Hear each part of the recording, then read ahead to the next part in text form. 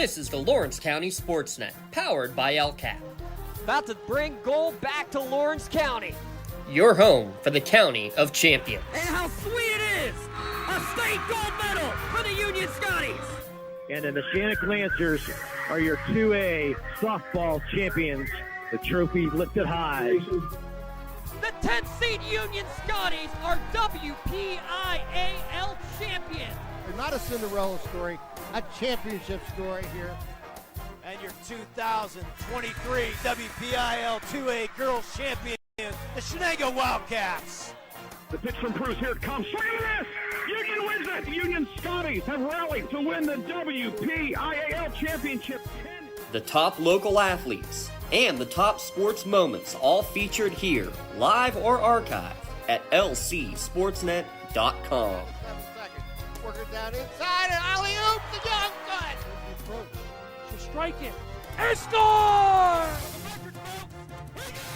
Featuring over 100 broadcasts of county events in over a dozen sports. Your voice for Lawrence County sports. The gold ball headed home to Newcastle. This is the Lawrence County SportsNet.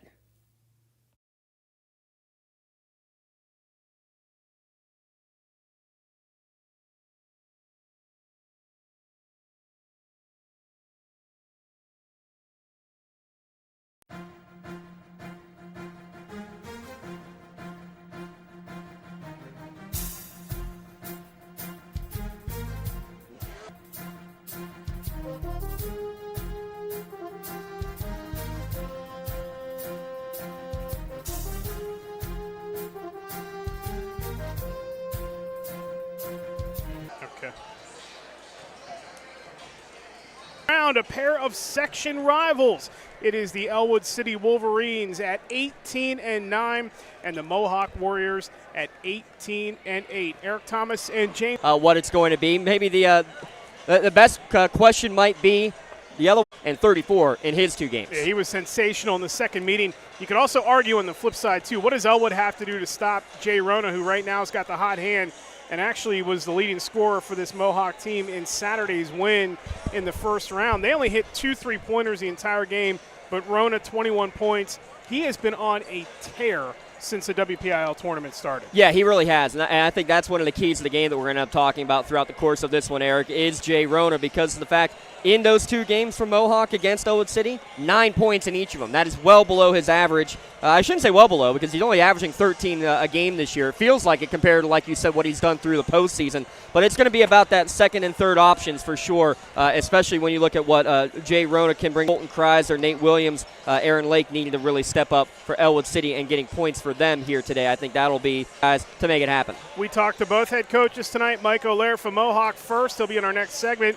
And then Dan Bradley right before tip-off. As we continue here tonight from Newcastle High School, it is the second round of the boys PIAA State Tournament. The 3A variety, Mohawk and Ellwood City, comes your way next. The pregame show rolls on. This is the Lawrence County Sports Network, powered by LCAP. Thank you for calling AXE. Where can we take you today? To work, to the store, to Grandma's house. AXE can get you there, but it's much more than a ride. It's a joyride. I'm helping people. I'm getting them out of their house. I'm taking them to their doctors, to the grocery store. They say I'm entertaining. We tell stories. They're like family to us. Even if it's the same day, to schedule your joyride, call AXE today.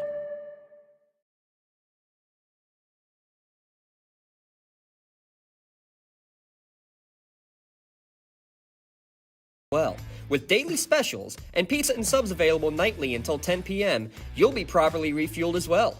Located just off the PA Turnpike on Big Beaver Boulevard in Koppel. Good luck to both teams tonight from Al's Corner, proud supporters of Mohawk Athletics. Tired of gasoline costs? Why drive? Let the Newcastle Transit Authority take you where you want to go. Serving the city of Newcastle and stops throughout Lawrence County, as well as weekday service to Pittsburgh. Public transportation just makes sense. Why drive when you can relax and ride? For more information or for route schedules, log on to newcastletransit.org. The Newcastle Transit Authority, going your way.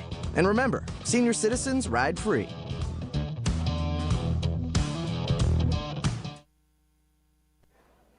Here in the pregame show with Mohawk head coach Mike O'Leary. And Coach, I just asked you off air, I'll ask you right now. I mean, this is the first time two boys teams from Lawrence County have met in the state tournament. Can you just kind of describe this moment and going through this and what this means for not just the county, but also your section? You guys are section rivals. You've already played twice this season. I mean, this is a unique position, but also a pretty good one. Usually you get to this time of year and you're spending 3-4 days in between these games, sun up to sundown scouting, getting film, trying to figure a team out, personnel, what they run, all this stuff, talking to other coaches from other schools that they may have played. But the familiarity of these guys, I'm not saying made the scout easier, but it made it easier to gain access to all this stuff because you know everybody. On the flip side, they know everything we're doing too. So now it's probably just going to come down to players making plays tonight, What was the week like? Because obviously you go into last weekend, it's a brand new opponent, it's a fresh opponent. You kind of have to reinvigorate or redo your scouting process, maybe for teams that you don't know a whole lot about. You saw these guys twice. Yeah. So what's this week like for you? What's this a couple days like for you? Going into the Montauk game, you had 10 days. So you had to almost push off the scout for a little bit before, introducing it to your team. So you don't want to do 10 days of scout on those guys. Going to this one, you're essentially, Sunday getting started, and it's Wednesday, and it happens quick now, and Wednesday to Saturday seems to happen quicker. So, the familiarity helps us and it helps them. Now it's just both teams probably trying to figure out what we can change a little bit, maybe to, score a little bit more and hold them down a little bit. And I'm sure they're doing the same stuff. Yeah. I don't think I have to remind you that the last time you played them, Joe Roth went off for 51 points at your gym. What do you have to do tonight to slow him down or at least limit him so he doesn't have that kind of night again tonight? Yeah, he just scores so many ways. It really, really starts, his ability to score starts off our offensive possessions. If we can have good offensive possessions resulting in good shots, not turnovers, not bad shots where he gets the ball and takes off down the court, because it's almost impossible to stop him rim to rim. So that really starts. We looked at our shot selection against him both times, and a lot of times, his ability to go rim to rim became, apparently obvious to us. It was turnovers or bad shots, and he was gone. And we need to just value the ball a little bit more. If we have the ball, Joe doesn't have the ball.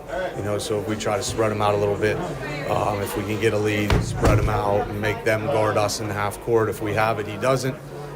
So that's one tactic that we're looking to tonight, but we got to have the lead to be able to do that.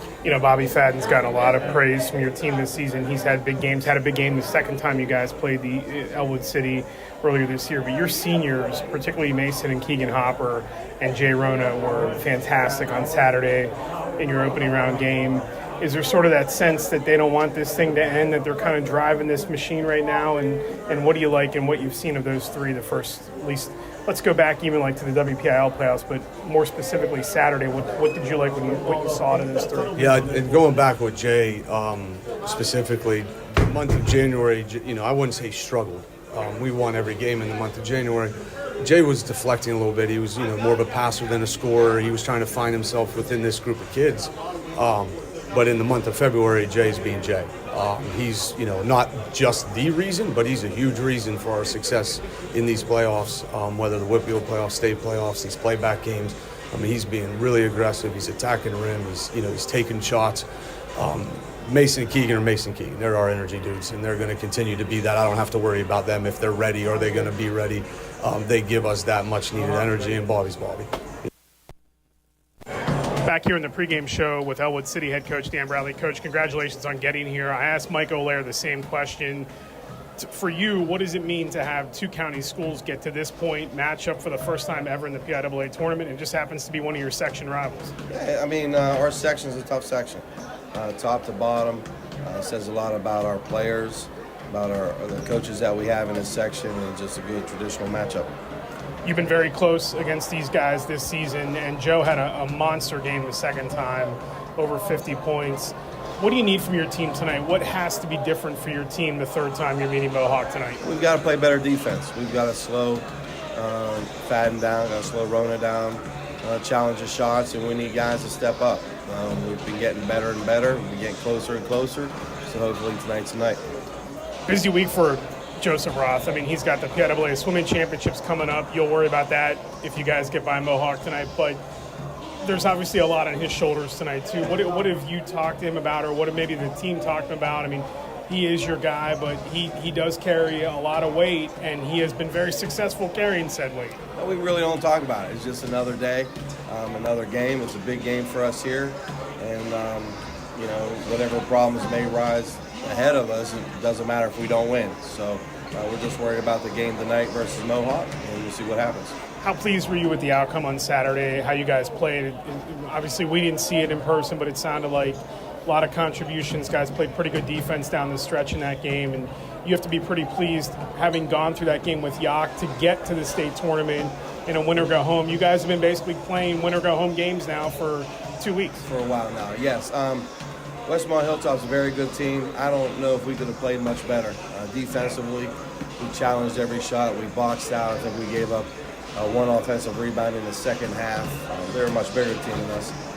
But I was very pleased with contributions from everybody. Give us a key to a win tonight. What has to happen if Ellwood City is going to be successful in this game tonight? I think defensively we've got to be better and contest the shots and make life a little bit tougher, on Mohawk than we have.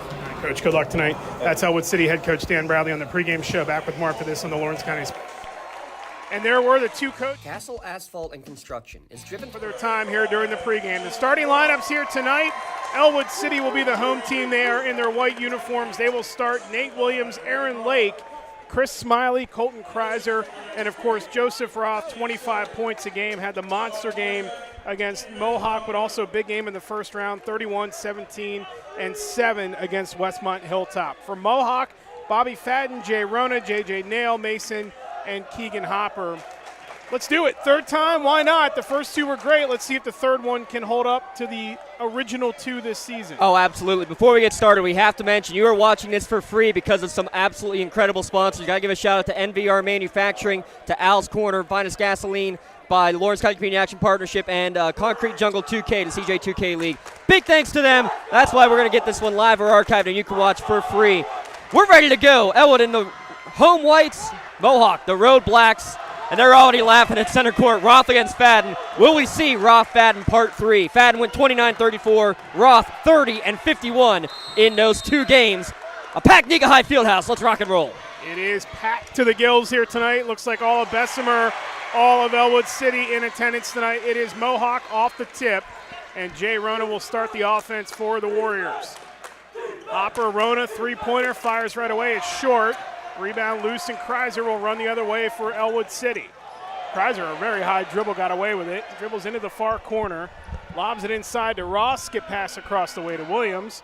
Williams drives, hangs, no. Right there is Roth for the rebound and put back in the early lead. Well, when you average 14 rebounds a game and obviously, 25 points a game, that's where you're at your best, especially on the offensive glass. First 2 points of the game for Ellwood. Keegan Hopper out to Fadden. You heard Mike O'Leary say that if they don't have the ball, Joseph Roth can't score. So you might think a little ball control out of this Mohawk side here, at least to start, feel it out, see what they can do with it. Keegan and Mason Hopper share it on the far side. J.J. Nail fires a three, in and out, and the rebound into the hands of an awaiting Williams. And Mohawk needs to shoot better than what they did against Montauk. It was 2 of 18 from beyond the arc in that game. They were able to survive and get their first state win in over 50 years, but they got to shoot better. Kreiser missed that one, and Keegan Hopper the rebound. How many years for Ellwood City and how many years for Mohawk? Almost 80 combined between the two. Fadden loads up, misses that one. And there you go, 0 for 3. 3 different players shooting from downtown, not trying to penetrate, and probably the presence of Roth inside, a big part of that reason why. And Roth to Kreiser. We are a minute and a half into this first quarter. 2-0 Ellwood City. Smiley, the quarterback on the football team. Good year for him last season. Williams and Kreiser, these two know each other. These two teams know each other so well. They know this court so well. These Mohawk kids grew up playing a lot of basketball on this court. Both teams have been on this court this season. Roth, tight defense by Fadden. And that's what you want to see. Look at this. The two guys who you know are going to be the best all night long, and there's a 5-second call as Fadden was close enough to get the turnover. First turnover of the night for either side. 2 minutes and 1 second into this first quarter. Again, the winner goes on to play either Bishop Guilfoyle or Girard. That game tipped at 5:30. We will have some finals for you in the 3A bracket as the night goes on. Fadden drives right down the lane, hangs no, and Roth another rebound. Nice feet up ahead, but J.J. Nail is there to intercept it. Loose ball stolen right back by Kreiser. Kreiser through traffic, lays it up and in. There it is. Secondary scoring is going to be huge. Kreiser averages 9 a game. Good job going on amongst the trees and getting the shot. Mohawk has been plagued by the slow starts in the tournament. Both WPIL and also PIAA. Backdoor pass knocked away by Williams. There is Keegan Hopper to save it, and he is fouled on the far side by Kreiser. Yeah, Kreiser ended up getting him on the arm right there. May have gotten away with a moving screen by Mason Hopper here right in front of the Ellwood bench. By the way, our officials tonight are Steve Serrell, Scott Marzak, and Vince Falcone here for this Lawrence County battle. Fast start, though, for Ellwood City. Leading 4-0 in the early going, and you can just tell they got the intensity right now. Mohawk's going to need to amp it up and amp it up in a hurry. Bishop Guilfoyle and Girard are in overtime right now. We will have a final for you here in moments on that. It is a 1-point lead for Girard right now, 51-50. Fadden, foul line jumper, fades, no, and the rebound late. Roth up ahead, finds Williams. Williams hesitates, lost the ball right to Rona. 3 turnovers on the last 2 possessions now for Ellwood City. Man behind the play for the Wolverines. Fadden quick to the corner, gets it back, loads up for 3, in and out again, and the rebound Smiley. 0 for 6 from the field, 0 for 4 from downtown to start the game for Mohawk. They have just not been able to hit shots early in games, except for McGuffey to open the WPIL tournament. Smiley finds Lake. Now it's Williams all alone for 3. Missed that one. The rebound loose, and Rona runs it down. Outlet pass up ahead to J.J. Nail, too strong. Well, again, when the shots aren't falling, you got to try to get an easier bucket and trying to get one in transition right there, but quarterback overthrowing the intended target there just a little bit. I mean, Mohawk, they're a team that is obviously going to be big on the 3. 188 threes on the year. Just to put that in perspective, 188 made threes, that's averaging just shy of 7 made per game. 2 of 18 in the first round, 0 for 4 to start tonight. Roth. Williams, Kreiser, baseline, out to Roth, catches it on the run, steps in the block, and is fouled. 2 shots for Joseph Roth. Foul is on Mason Hopper, his first and the team first. And a first trip to the NVR free throw line. NVR Manufacturing, they're hiring right now. Join the team, become a part of a thriving local business right here in our community. Thriving early going right now is Ellwood City, and both these teams, especially Fadden and Roth, thrive from the free throw line. It's incredible how many times per game both of these stars are able to get into the lane and get to the charity stripe. 1 for 1, or 1 for 2 rather, for Roth. 64% free throw shooter on the season as Fadden will bring it across the floor. And that's a big key, too. Mohawk as a team, 75% from the line. Ellwood City just 62. If it becomes a free throw shooting contest, advantage Warriors. 5-0 Ellwood City as Mohawk still looking for its first bucket, first points of the night. Fadden, foul line, little slip pass to Retort, threw it back out up top to Nail, hands it off to Fadden once again. 3.5 to go in the first quarter. Rona, Mohawk will take the air out of the ball here a little bit. Fadden over on the far side. Fadden puts it in motion, Retort. Now Rona thought about the 3. Kreiser's right up in his shirt. Jay drives, kicks it out to Nail once again, and now it's Mason Hopper on the far wing. But it's been a 45-second possession before the ball's knocked out of bounds there by Smiley. Kind of what Coach O'Lear wanted, but not what he wants. His team trailing 5-0 as you get to the under 4 timeout. And we'll go to the under 4 timeout with 3:12 to go in the first quarter. You're watching live coverage of the PIAA second round on the Lawrence County Sports Network, powered by LCAP. Castle Asphalt and Construction is driven to provide quality, cost-efficient pavement-related services to Western Pennsylvania. Every paving or construction service at Castle Asphalt begins with a thorough site inspection of the area to allow their team of professionals to become familiar with the unique conditions of your home or business. Once the site inspection is complete, Castle Asphalt provides you with a detailed plan of the design, cost, materials, and time of completion, so you know exactly what to expect during your construction. Visit castleasphalt.com to request a quote for your next project and make your dream design come to fruition. Don't get left out to dry. Call the Penn Ohio Bottled Water Company for the fastest and most efficient bottled water delivery service in the area. Penn Ohio offers bottled water ranging from 16.9-ounce bottles to 5-gallon jugs. perfect for your next event or office water cooler system. Also, don't forget to ask about their custom labeling options. Visit PenOhioBottledWater.com for more information and to get a quote on their delivery services. Whether it's at home, in the office, or on the sidelines, Penn Ohio has you covered. Back here at Newcastle High School, Eric Thomas and James Dotson with you, 5-0. The early lead to Ellwood City. One final in the 3A bracket. Deer Lakes has defeated Forest Hill 67-51 tonight. So they are already into the quarterfinals. Today's broadcast brought to you in part by Al's Corner. Refuel both your vehicle and yourself at Al's Corner with daily food specials to satisfy any craving. They're open until 11 o'clock. Dine in or takeout. Refuel at Al's Corner. Fadden and Nail up top. And here we go again with a lengthy possession from Mohawk. Down to 3 minutes to go. Rona, foul line, little floater, and it drops. And Jay Rona continues his hot scoring streak, and Mohawk's on the board the first time tonight. Yeah, we mentioned in the pregame, he's got to be somebody who steps up and scores in double digits. 9 in each game against Ellwood City. You expect better, and you will see better tonight, I expect, from Jay Rona. Try to get it inside to Roth, and Mason Hopper is there to knock it away. Yeah, tried to force it inside. Better position there by Hopper to get around, knock it out of bounds cleanly. And a clean game, only one foul each here in the early going. Goes up top, and Roth will reset things. Kreiser with 2:33 to go in the first quarter.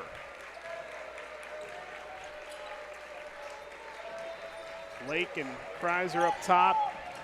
Pitch and catch.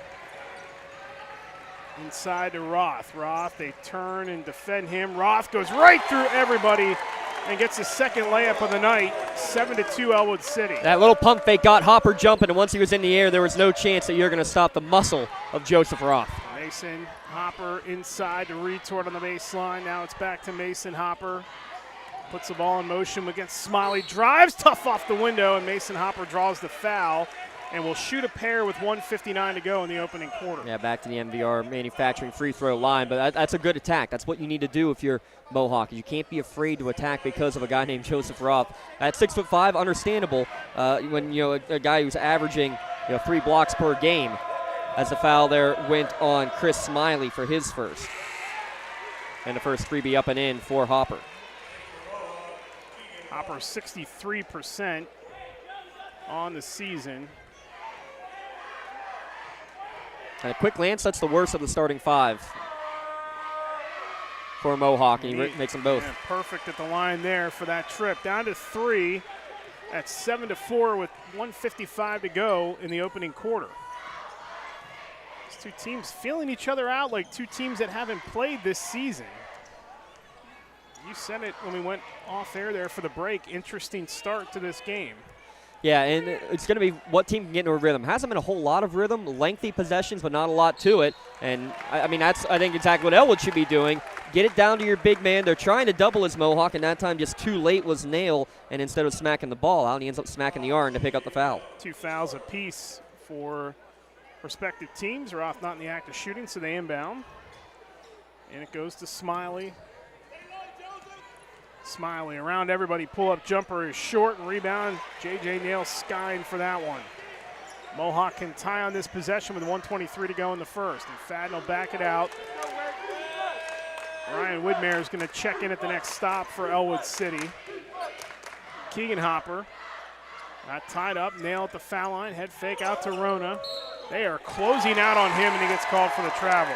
Yeah, he thought he kept the pivot foot, but he did shift it just a little bit before putting the ball there on the deck. But again, the presence of Roth, that's when Hopper is likely able to get in all the way to the hoop, put it off the window and in.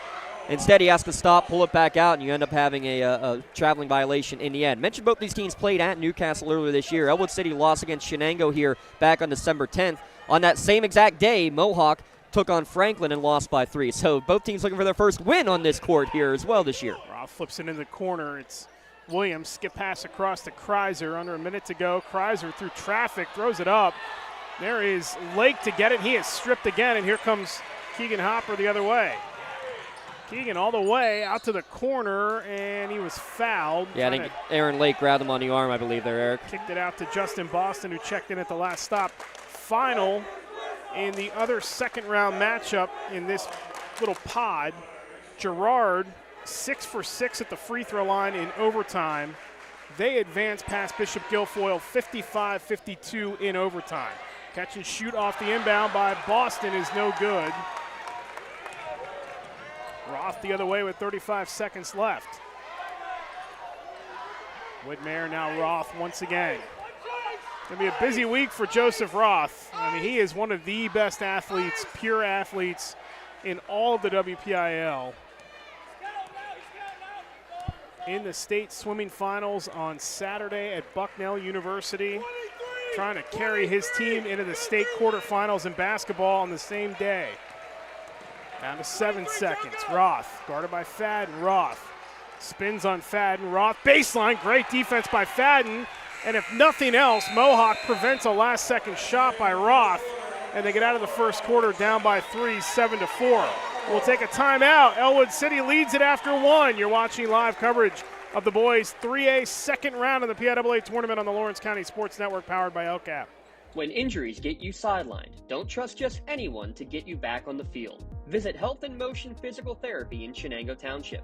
They want to get you back to the top of your game as quickly as possible with certified orthopedic and manual therapies. At Health in Motion, you receive quality one-on-one time with a board-certified physical therapist. Get the next generation of physical therapy to help in your recovery. Health in Motion is the first PT clinic in Western Pennsylvania to use the Nuvie, the neurobioelectric stimulator, in their therapies. Their technologies can reduce your time on the sideline from 3 or 4 weeks to just 3 or 4 days. Don't wait for months to see improvement. Notice a difference after your first visit to Health in Motion, keeping you moving. In workers' compensation, my clients are oftentimes not receiving their wage loss. They're not receiving their medical expenses. LGKG, they come to us so that we can put them in a position to pay their bills. If we're keeping our promises, our clients are getting the justice they deserve. After 1, 3-point lead for Ellwood City, 7-4. Eric Thomas and James Dotson with you here at Newcastle High School as we're in the second round of the PIAA State Tournament in Boys 3A. A couple of early tip times tonight at 5:30. A couple others started at 6. We'll have some finals for you coming up at halftime and hopefully a full scoreboard for you coming up after tonight's game. May not have all the finals in, but we should know a pretty good picture of what the quarterfinals will look like after this one is done. Including the winner of this one will be taking on Girard, as you just mentioned, a 3-point overtime victory over Bishop Guilfoyle in that one. Whitmire starts the second quarter for Ellwood City. It's Williams, Roth, Lake, Kreiser, and Whitmire. Roth skips it across Kreiser. Fadden closes out on him, back up top to Williams. Williams dribbling to his right, floater, and he traveled. 5th turnover for Ellwood City in this first half with 7:35 to go in the first half. 6th turnover by my count against Ellwood City. Ellwood City as a whole, 3 of 7 shooting in the first quarter. Mohawk just 1 of 8, including a goose egg, 0 for 5 from downtown. Shades of what happened out at Montauk. Only 2 out of 18 in that game. And, don't want to beat a dead horse, but they got to start knocking some shots down. Fadden high off the window, and it falls. And that's a good way to do it. Get into the lane. Nice floater up over the top of Joseph Roth, the sophomore, the 1,000-point scorer, gets his first bucket, and you know how it works. You see one fall, special things can happen after that. 7-6, Ellwood City. Roth to the corner, and Williams back inside to Roth. Up over everybody, off the window and in. 7 for Roth, and he just elevated. He elevates higher than everybody else. As soon as the entry pass is there, tough time stopping him at that point. Yeah, they have nobody really to contest his height as Rona stripped, saves it out to Fadden. Fadden dribbles, Fadden head fake, up and under, over Roth. He is fouled, and Bobby Fadden will go to the line to shoot a pair with 6:42 to go in the first half. Free throws here brought to you by NVR. NVR Manufacturing, located in Enon Valley. They're hiring. Say goodbye to long commutes and hello to a fulfilling career right in your own backyard. Foul was on Whitmire, his first, and that is the first on Ellwood City here in the second quarter. Fadden's first trip to the line tonight, and he clangs the front end. Don't see that very often from Fadden. 80% free throw shooter, and again, this team as a whole shoots it so insanely well. But misfires on that first one.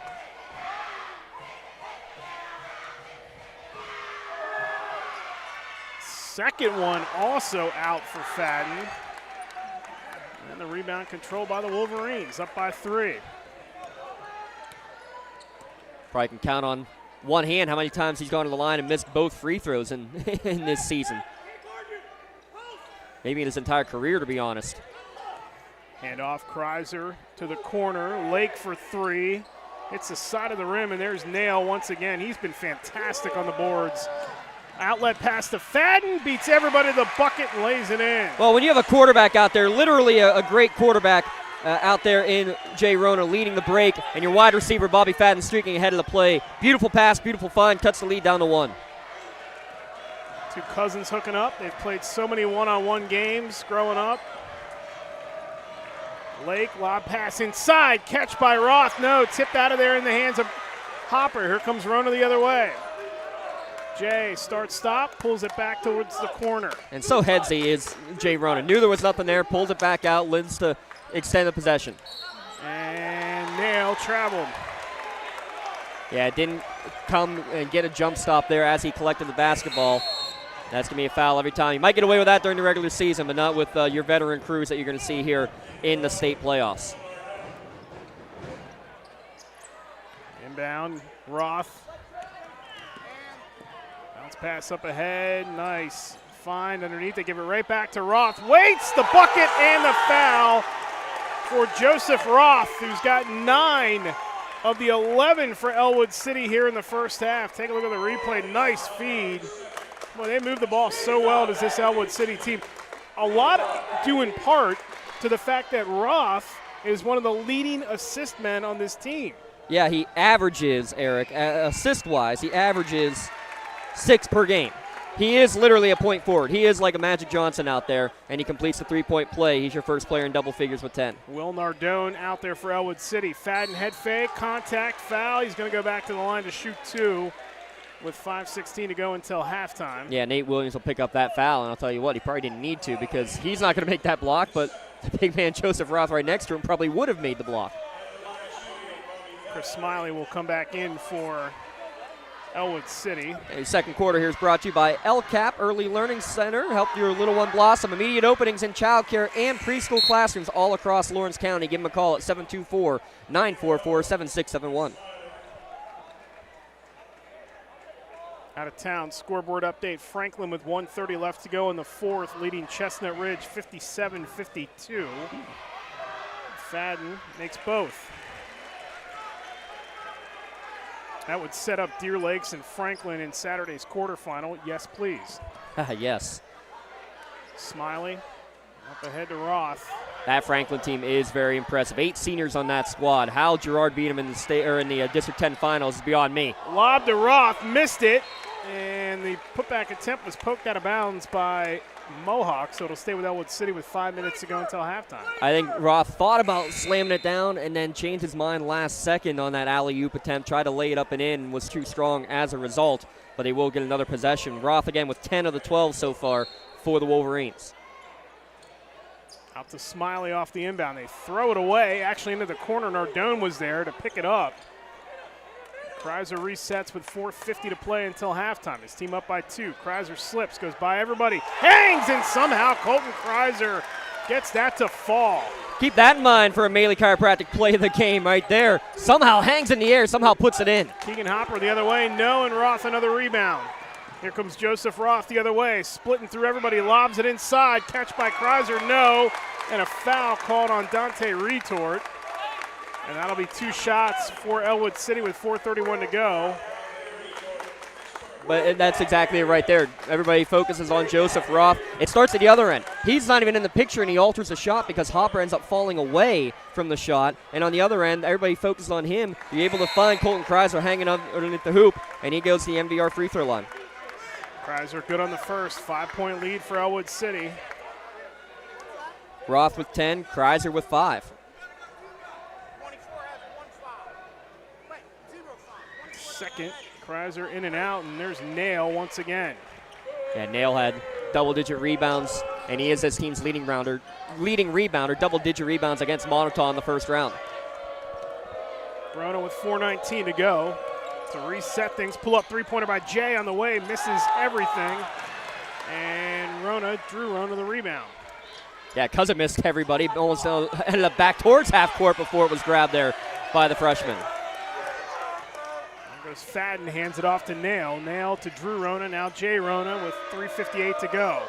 Trying to get a clean look. Drew Rona steps inside the arc. Can't get the roll, and Roth cleans it up again. Roth racing down the floor. Crossover dribble, lost it. Jay Rona comes away with it. And then he's going to get fouled in the backcourt there by Kreiser. That's going to be his second. And we're going to have our under 4 timeout. Up and down pace starting to pick up a little bit. Shots just not falling really very often for each team. Ross got 10. It's a 5-point Ellwood lead.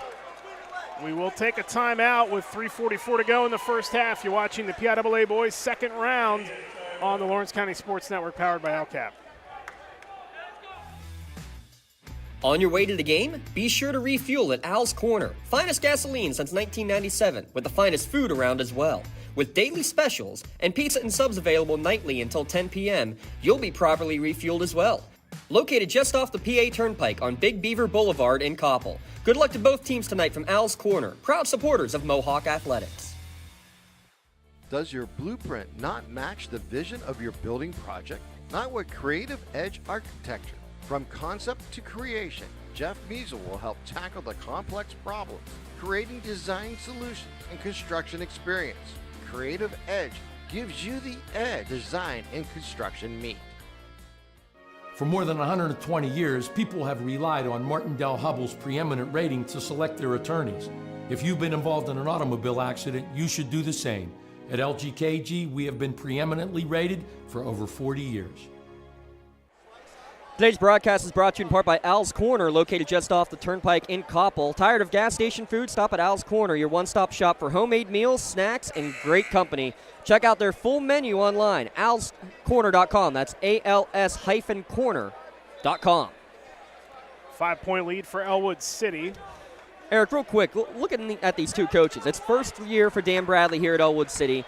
Third year for Coach O'Lear at Mohawk. But Coach O'Lear had 15 years as the girls coach at Mohawk. Coach Bradley, 10 years as the head coach at Avonworth. So very experienced coaches, though maybe not as much with their current teams. They're used to this kind of environment much more than their teams are, actually. Fadden off the restart, out to Nail. Yeah, may have gotten away with a walk there, Eric. Hands it off to Rona. 3.5 to go in the first half. Mohawk stuck on 10 points. They trail by 5.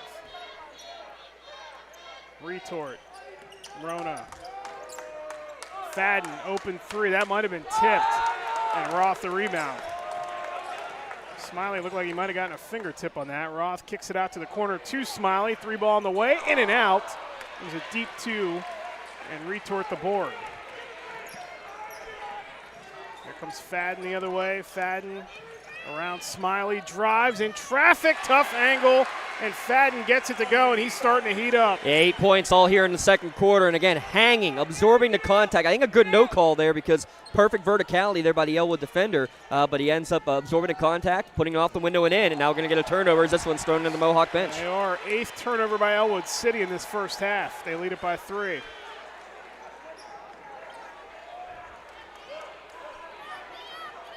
Mohawk can once again tie with a 3-pointer, coming up on 2:35 to go in the first half. Yeah, Ellwood has not trailed in this game.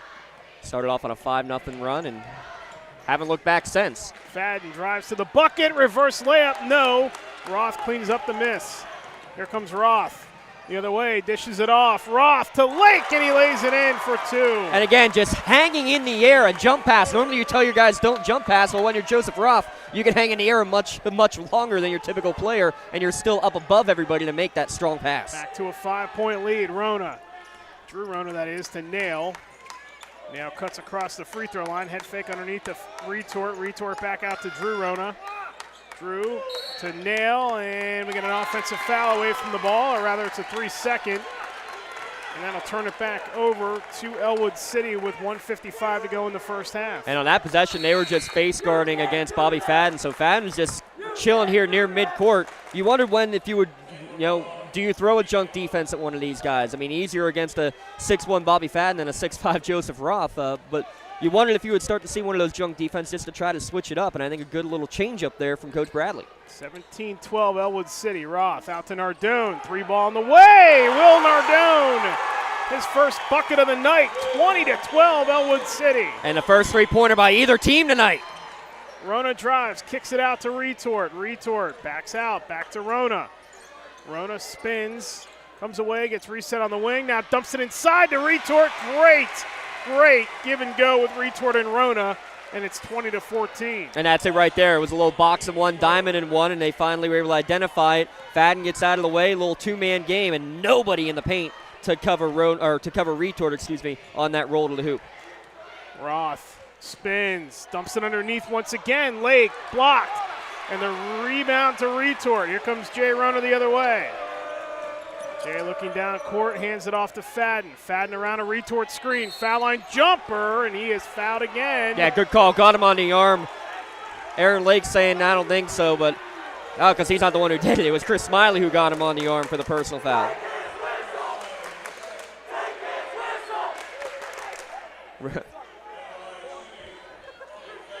Ellwood City student section right behind us. Fadden's had an up-and-down night so far at the line, 2 of 4. And that one's out again. Yeah, 2 of 5 again, all in this quarter. But now 2 of 5 from the line here on the game from the NVR free throw line. Apply with NVR Manufacturing in Enon Valley, where local talent thrives. Second one, Fadden, good. 20-15, 50 seconds to go in the first half. Kreiser with it on the far side, guarded by Jay Rona. Kreiser hands it off to Roth with 35 seconds to go. Roth once again guarded by Fadden.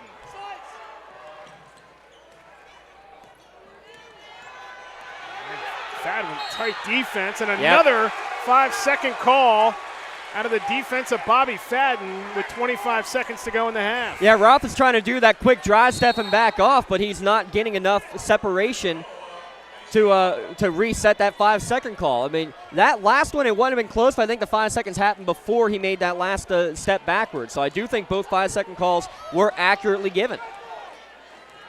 20 seconds to go in the first half. It's a 5-point lead for Ellwood City, who, as James mentioned a minute ago, has led the entire way so far.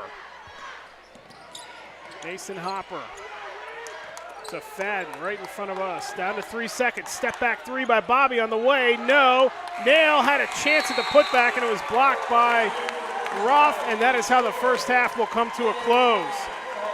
Excellent start to this game. It's a 5-point lead for Ellwood City. That sends us to halftime. Halftime show, including our out-of-town scoreboard, a look at the bracket, all comes your way next. This is the Piaa second round on the Lawrence County Sports Network, powered by LCAP. On your way to the game? Be sure to refuel at Al's Corner. Finest gasoline since 1997, with the finest food around as well.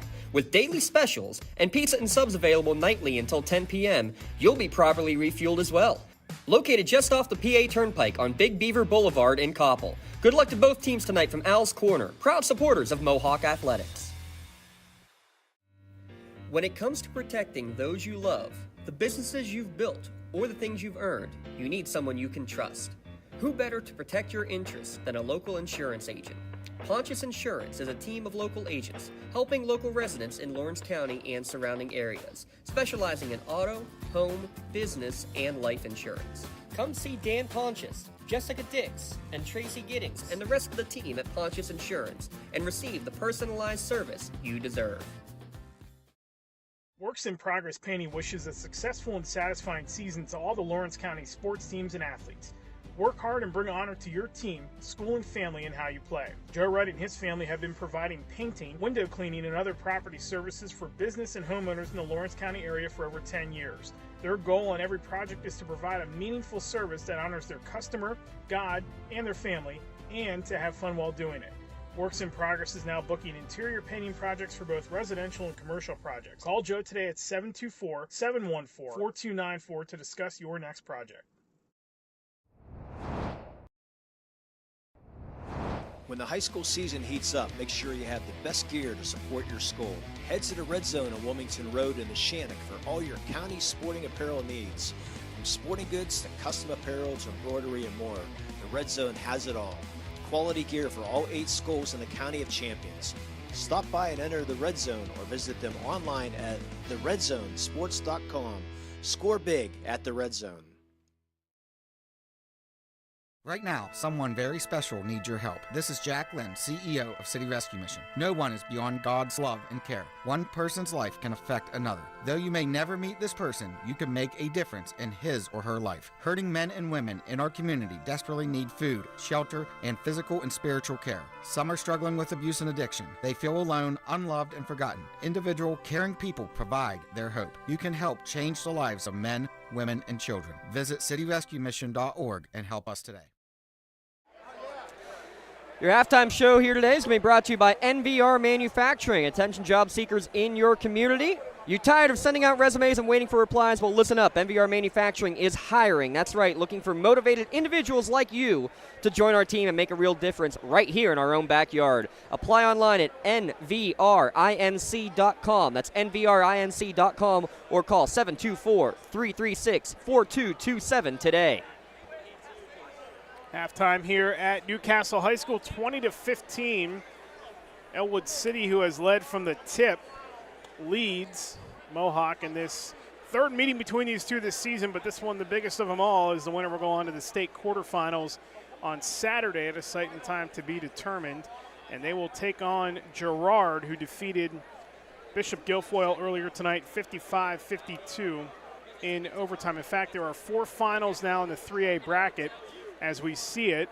Math, civics, and science just defeated Columbia 63-60. We mentioned the Girard win over Bishop Guilfoyle in overtime. Deer Lakes knocked out Forest Hills 67-51, and Franklin defeats Chestnut Ridge tonight 64-57. So that means get a quarterfinal matchup between Franklin and Deer Lakes to go to the semis.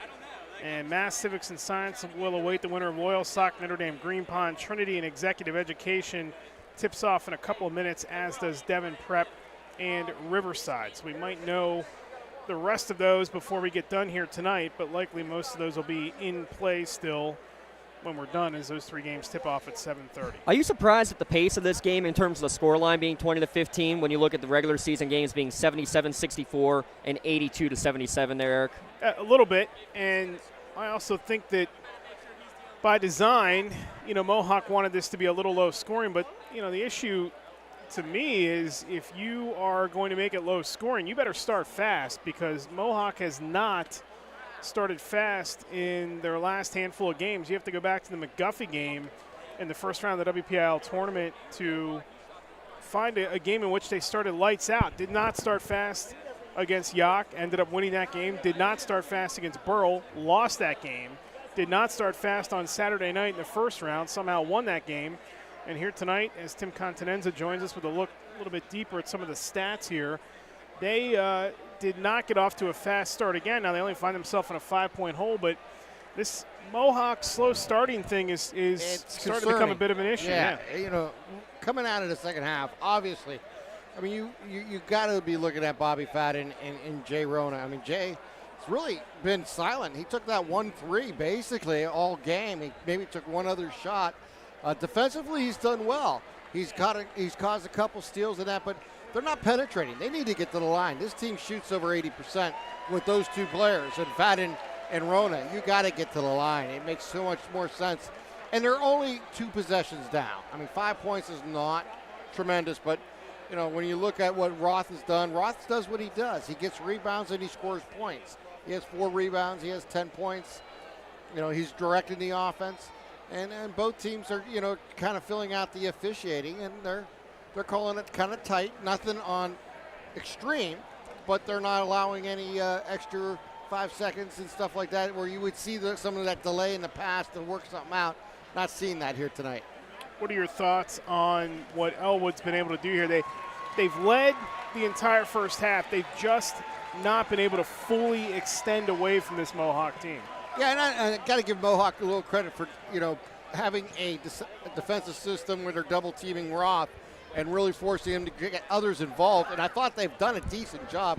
The problem, you got 3 other players that scored for Ellwood City, and that's what they're going to need. They're going to need Nardone, coming off the bench, be able to score, or, Kreiser being that, what I like to call that Robin to be the Batman in a sense for Joe Roth. He needs somebody, and you can see when they double and triple team him, someone's left open underneath.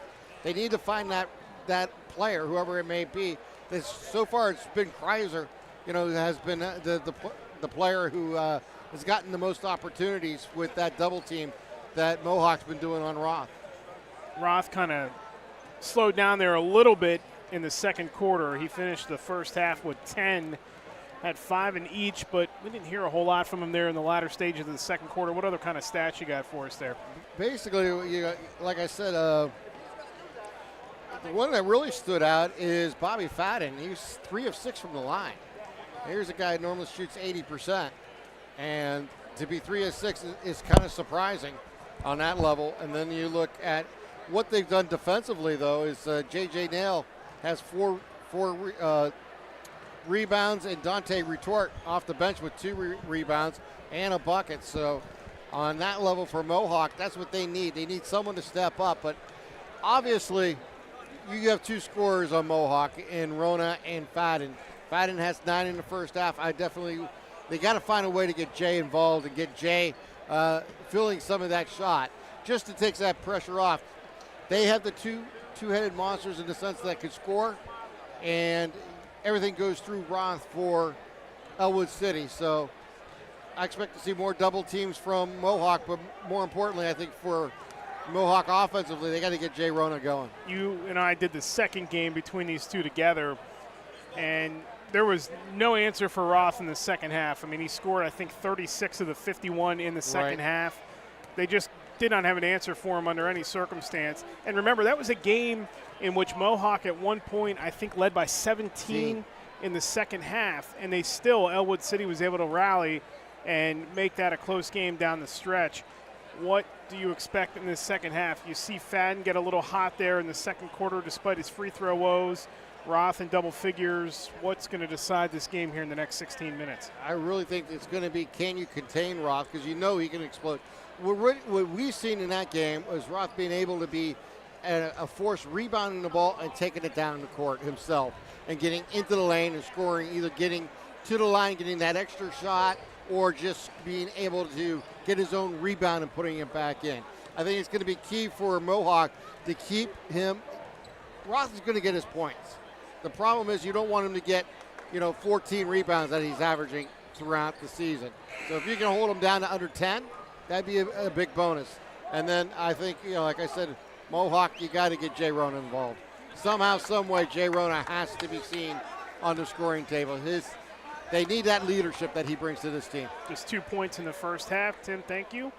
We'll be back with some stats for us as well throughout the rest of the game as Ellwood City leads it 20-15. And again, the winner of this game will take on Girard on Saturday. Girard defeated Bishop Guilfoyle 55-52 in overtime. And then the other quarterfinal on that side will be Deer Lakes and Franklin on Saturday as well. Eric, did we give a full scoring recap of that first half?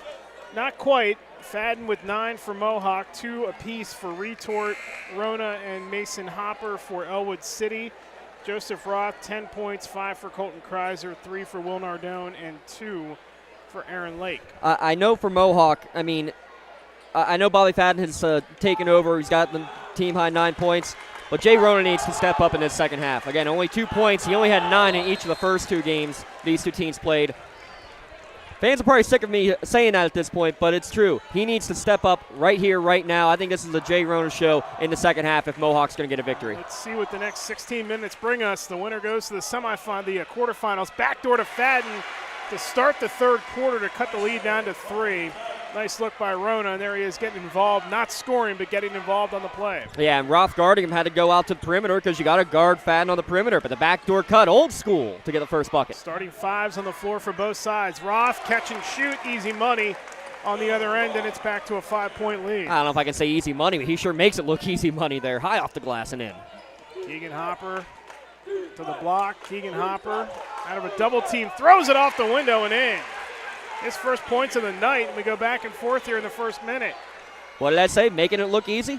That one does not look easy. Falling away, and again, high off the window and in over the outstretched arms of Joseph Roth.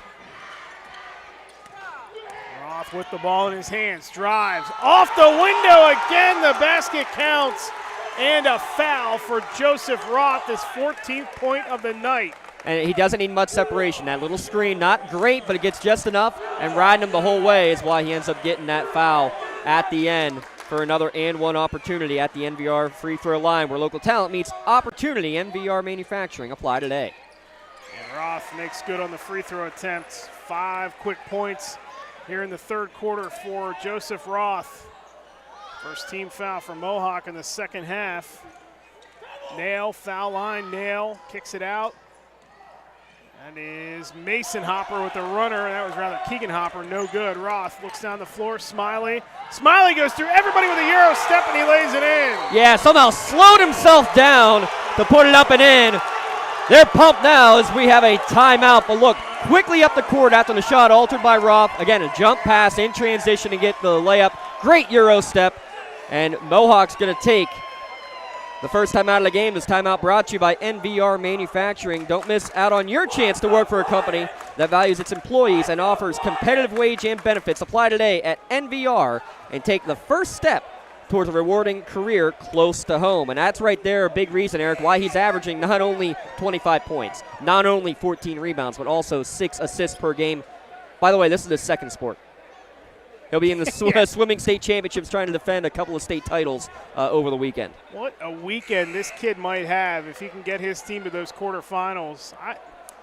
It's a tough boat to be in, but, you know, and from Ellwood City's standpoint, should they win this game tonight, they will lobby to try to move that game, whatever the PIAA determines, and they have a case to do so. I mean, you can't obviously put them in a position where he is unable to do one or the other, and you don't want to take him off this team. That is, if they are unable to successfully do that, you know.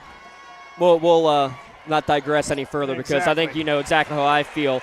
How do you feel about Bobby Fadden? He's going to be the one trying to answer now at every turn. He's got 13, Roth now with 15. Cuts it down to 6 with 6:11 to go in the third quarter.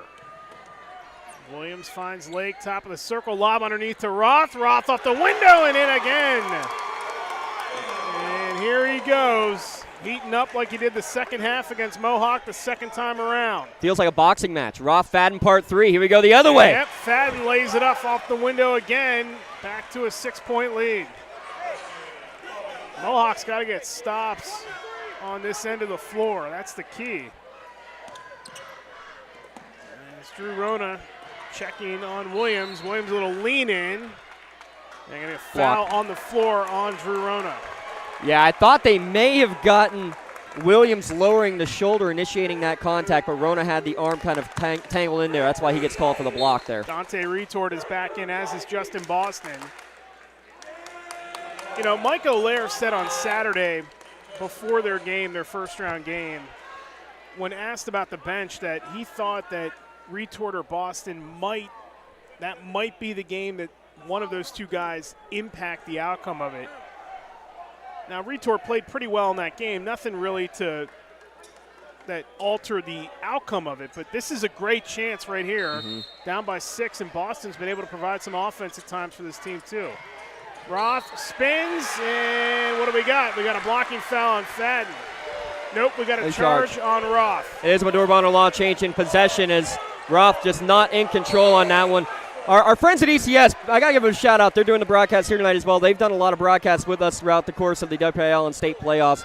An incredible stat. He had 15 charges in his entire career before the playoffs this year. That's his 8th, if I'm not mistaken, called just in the WPIAL and state playoffs to get better officiating. And there's been times he's been a little out of control, including that one right there. Not in control of himself, backing his way down. Fadden to Rona, back to Fadden, loads up for 3, and Bobby Fadden drains it. Down to a 3-point lead for Ellwood City with 5:10 to go in the third. And that's the first 3 of the game after going 0 for 8 in the first half. That is huge. That is what Mohawk needs for sure, is that outside shooting presence to start finding its way into this gymnasium. Fadden quickly with 18 points as Kreiser loads up, no good, nail the rebound. Fadden had 9 at the half. He's got 9 in the quarter. He wants a screen. He wants to pull up again. He is feeling it. Floater with the right hand, no, and the rebound Lake. Here comes Roth the other way. Roth underneath Kreiser. Great find and a layup for Kreiser. Great running on the floor by Kreiser, and he just went straight to the block, knowing exactly what Roth was going to do. And Roth doing the right thing, getting straight to the foul line, jump stop, get a shot, or get a pass and go. Rona, floater, right-handed, going to roll in. Only Jay's second made field goal of the night.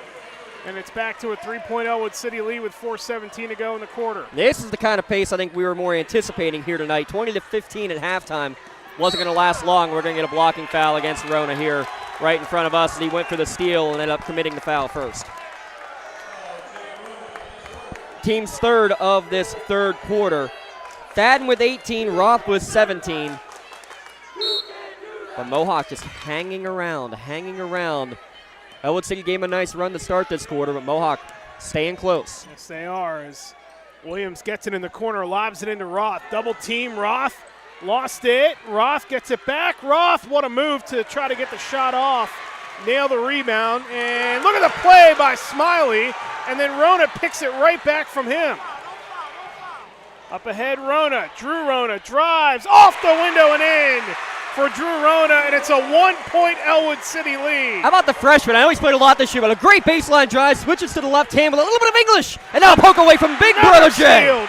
Bobby Fadden coming the other way.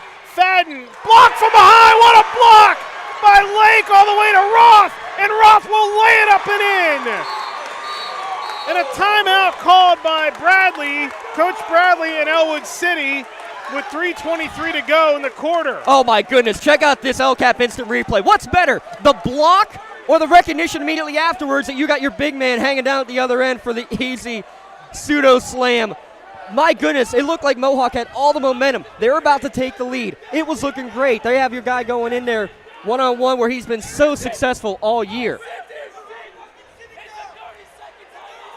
Everybody going crazy because it's supposed to be a 30-second timeout, and they got players that are sitting down. I think they thought it was the media timeout. I think that's where this confusion's coming in. This is a 30-second call by Ellwood City, but nonetheless, Lake with the block, and then coming back to make the block, and then throwing it down the court to get the that easy lane at the other end. Instead of a Mohawk's first lead of the game, back up to an Ellwood City 3-point advantage as we take this MVR timeout. Yeah, they did not turn that into the under 4 timeout, so we'll still get that here to go in the third quarter, and that's where the confusion set in. James is right. These media timeouts in the state playoffs a little bit different than what they're used to during the regular season. Yeah, so that should just be the regular 30-second timeout from Ellwood, and then, at the next dead ball, we will still have the under 4 media. The other thing, Mike O'Leary was telling Drew Rona when he came to the bench, do not shoot that ball after a timeout call. That is a technical foul in high school basketball, and Drew Rona kind of tempting there as Jay Rona gets loose, and Jay Rona knocks down one from distance. That's a deep 2. We're tied at 33 with 3:02 to go. So, that was a 3. It was 33-30, so that ties it up on the 3, yes. They gave him the 3, correction. First 3 of the night for Jay Rona. We'll see if that gets him going. Kreiser has it. Kreiser hands it off to Smiley. Smiley out to Kreiser again. First time we've been tied since 0-0. Kreiser directing traffic with 2:39 to go. Kreiser around everybody off the window. No, tipped out of there by Lake, and we get a foul, an offensive foul. And we're going to go the other way. It's going to be on Lake. Yeah, Lake went up over the top of the man boxing him out, and that will officially take us to the under 4 timeout. We're finally tied again for the first time since 0-0 here at 33 in a historic game between Lawrence County foes. 33-33, 2:35 to go in the third quarter. This is the Lawrence County Sports Network powered by LCAP. When it comes to shopping for insurance, there are thousands of options out there. MVP Insurance proactively shops and compares your policies to find the best coverage and rate. Josh Madure and David Verratti want to provide you with a level of personalized service that you know that you are the MVP of their agency. They simplify insurance so you can live stress-free. Visit one of the locations in Xenopleopole or in New Springfield, Ohio. Call MVP for the win. Proud sponsor of the MVP of the game on the Lawrence County SportsNet. Cold winds blowing, temperatures dropping, and snow is beginning to fall. And then your furnace goes out. LCAP's LIHEAP Crisis Program is here to help. If your furnace is blowing cold air, not turning on, or not reaching the desired temperature, help is right around the corner, whether it needs fixed or replaced. For information, call the Department of Healthy Homes at 724-656-0090. LCAP's Healthy Home programs are the key to safer living. Today's broadcast brought to you in part by Al's Corner, located just off the Turnpike in Koppel, with many daily specials available at Al's Corner. How about today? The stuffed pepper dinner tonight and every Wednesday night, and of course, great fish dinner specials every Friday. Al's Corner, finest gasoline since 1997, and proud sponsor of Mohawk Athletics, proud supporter of Mohawk Athletics. Tied at 33 with 2:35 to go. Eric Thomas, James Dotson with you as Mohawk will inbound after the under 4 timeout. New ball game here at Newcastle High School. All of Bessemer, all of Ellwood City appear to be in attendance tonight. Standing room at the doorways. Drew Rona hands it off to Fadden. Fadden, floater off the window. The basket counts. And a foul for Bobby Fadden, who is on a tear in this third quarter.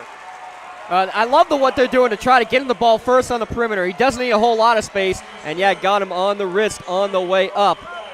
As you take that LCAP instant replay, he'll go back to the NVR free throw line. Manufacturing located in Enon Valley, hiring. So say goodbye to long commutes and hello to a fulfilling career right in your own backyard. Bobby Fadden playing it like it's in the backyard right now. 11 make it, stays at 11 in the quarter as Roth collects the rebound. He has not had a good night from the free throw line, but he is carrying this team right now up by 2. Yeah, 3 of 7 by my count from the charity stripe. But that's the first lead of the game now for Mohawk. Lob underneath to Roth. Roth, oh, he got it knocked away, got it back again. Roth through traffic, lays it in. The basket counts, and a foul for Joseph Roth to tie it at 35. If at first you don't succeed, try again. Lost it twice, and that's why you do all those Mikan drills, young men and women out there. That ball's on the ground. He goes down, he picks it up, strong off the window. And a chance to give the lead right back now to his team. Dante Retort picks up the foul. Drew Rona's back in for Mohawk. 11 in the quarter for Roth, 21 on the night. And he gets the free throw to go.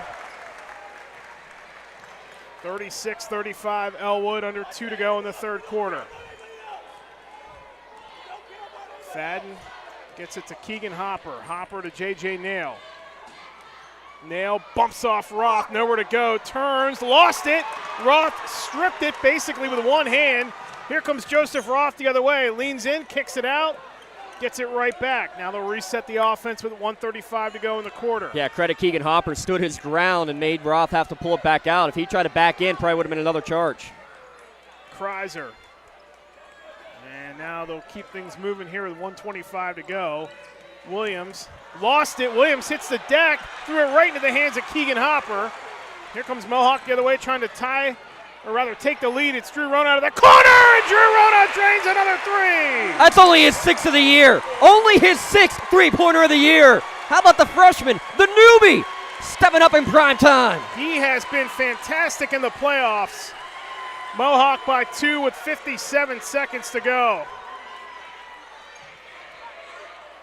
Roth kicks it across to Kreiser. Open 3 the other way, and what an answer! That's the answer right there. That's what you need, is that secondary scoring. Is it Drew Rona? Is it, he's got 5, but Kreiser now in double digits with 10, the senior, saying, I'm not going out without a fight. Best quarter of basketball all season long. 39-38 Ellwood City. The winner to the quarterfinals on Saturday. We got 8 minutes to go after this. And a hand check foul on Kreiser the other way. That's his 3rd. Team's 4th, so any fouls the rest of the way in the quarter, and you will have bonus free throws coming up. Ryan Woodmere is back in for Kreiser. Yeah, good job getting them out here with 24 seconds remaining in the quarter. And not sure how long Dan Bradley will let him sit either into the 4th as they go into the backcourt to Fadden. Mohawk can retake the lead with a final shot here in the 3rd.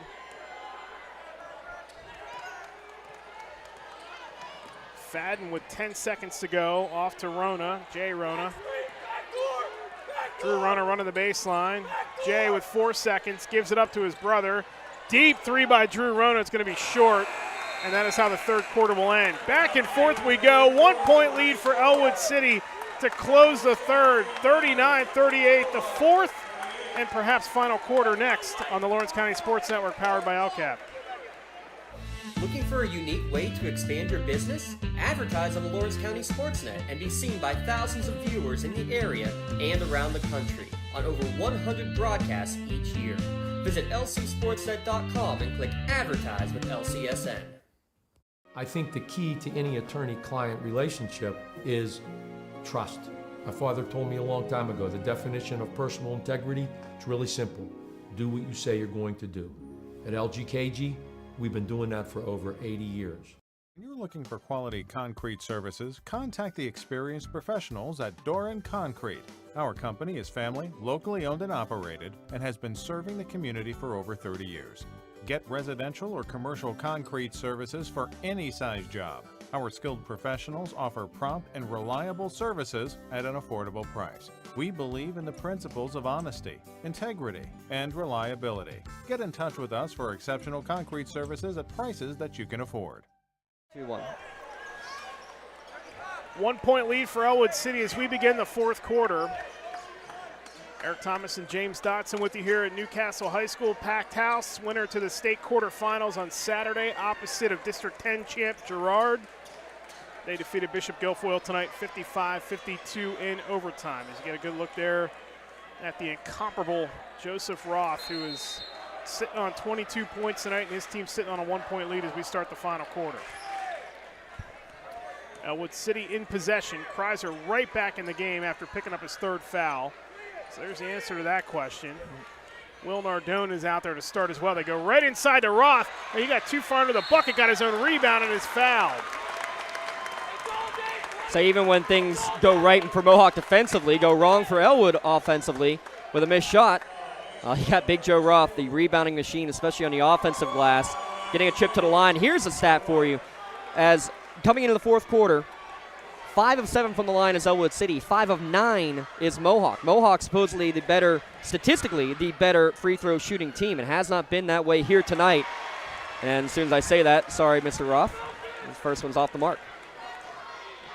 A 1 point game, you miss 4 or 5 free throws. That's a big difference as Roth misses both and Keegan Hopper the rebound. That was, by the way, the second foul on Mason Hopper. 23-19, White Sox scoreline in that third quarter, by the way. Mohawk only missed 3 shots from the field. Ellwood City 6 from the field in that quarter they missed. Nail, Keegan Hopper underneath, backdoor to Mason. He lays it off the window and in. The backdoor cuts, that's what's hurting the Wolverines right now. It's these backdoor cuts, the flex screens, the back screens. They're losing track of the Hoppers, especially in the last couple, and now a lead back to Mohawk. 1 point advantage for the Warriors. Kreiser drives, Kreiser, tough angle, no, rebound loose, JJ now collects, off it goes to Jay Rona, trailed, nice behind the back dribble to avoid Kreiser. Jay for a moment had an opening, now he gets it right back, drives to Mason Hopper to Fadden. I like this again, reset, get your sets going. You've been running great offensive half-court sets, especially with these back screens and flex screens. 6:43 to go. Biggest game in Lawrence County boys basketball history. Fadden open for 3, nailed it! And that's exactly what I'm talking about. No, you didn't get a layup, but you worked the clock for 30 seconds. You worked that defense, and you got the best shot of the night, really, and the biggest lead Mohawks had tonight. A timeout on the court, a 30-second timeout. It's brought to you by NVR Manufacturing.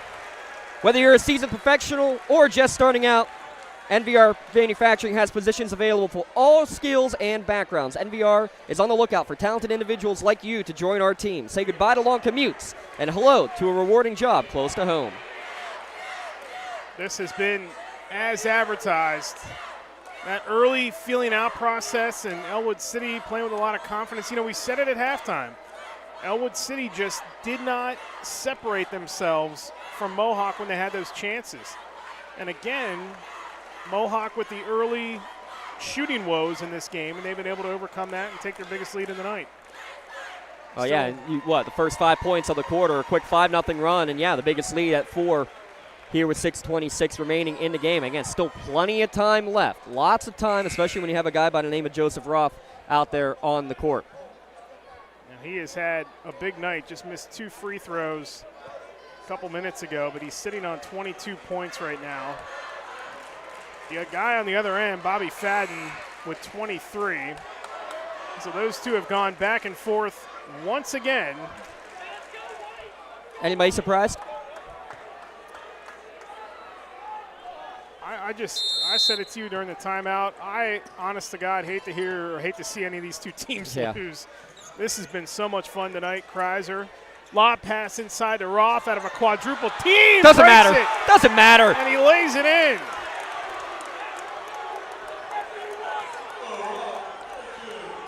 Well, you think you know what the game plan is for Ellwood City?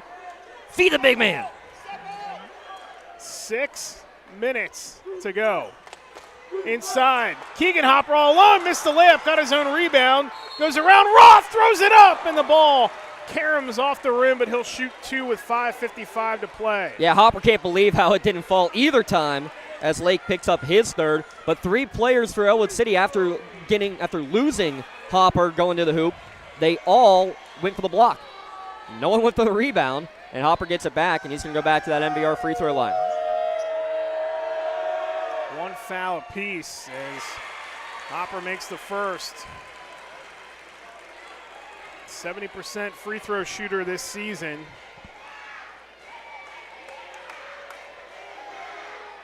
Second one by Keegan Hopper is good. 4 for the senior. Gives his team a 4-point lead with 5:50 to go. Kreiser across half court. Williams back to Kreiser, trying to post up Roth inside. They bullet it to him. He breaks around everybody, and Fadden grabs a hold of the arm for his first foul of the night. Second on Mohawk with 5:41 to go in the game. Yeah, he'll at least make Roth earn this one from the line. A hard foul. Right now, Roth will go back for, this will be free throw attempts number 8 and 9 for him.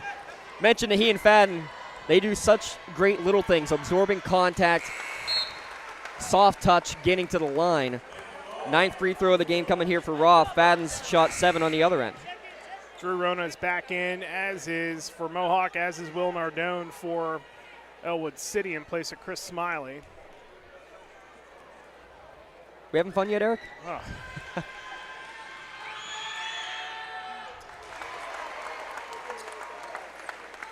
Somebody's season comes down the next 5:38. It's a 2-point lead for Mohawk.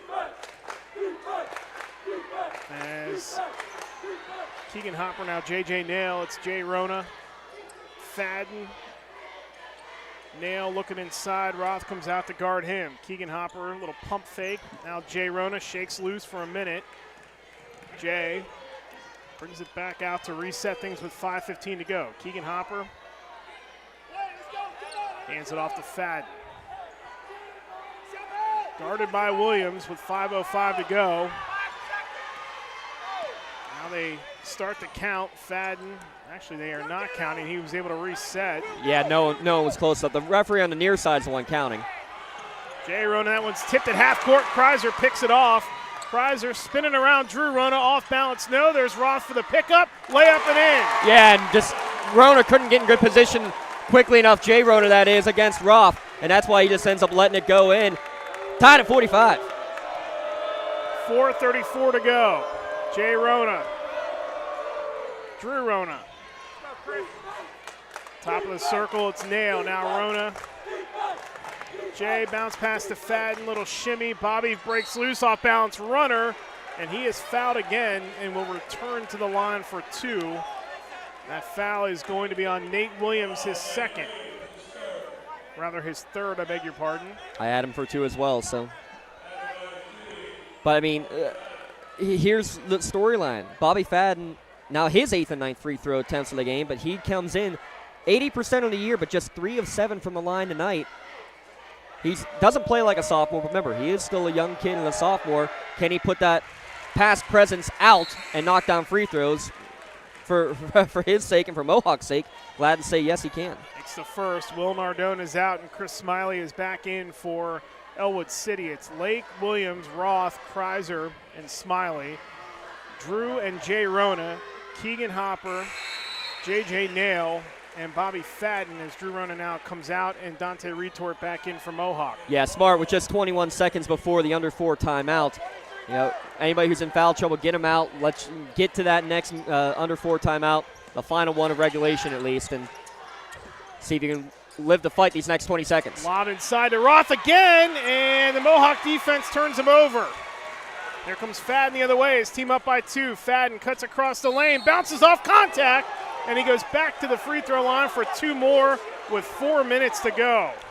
And the look right now on Coach Bradley's face just says it all, because doesn't think that was a foul. Thought it was contact initiated there by Fadden. I'm not sure I disagree with that. I mean, it looked like he's the one who did a lot of leaning, and I thought that Williams was in good position and straight up and down.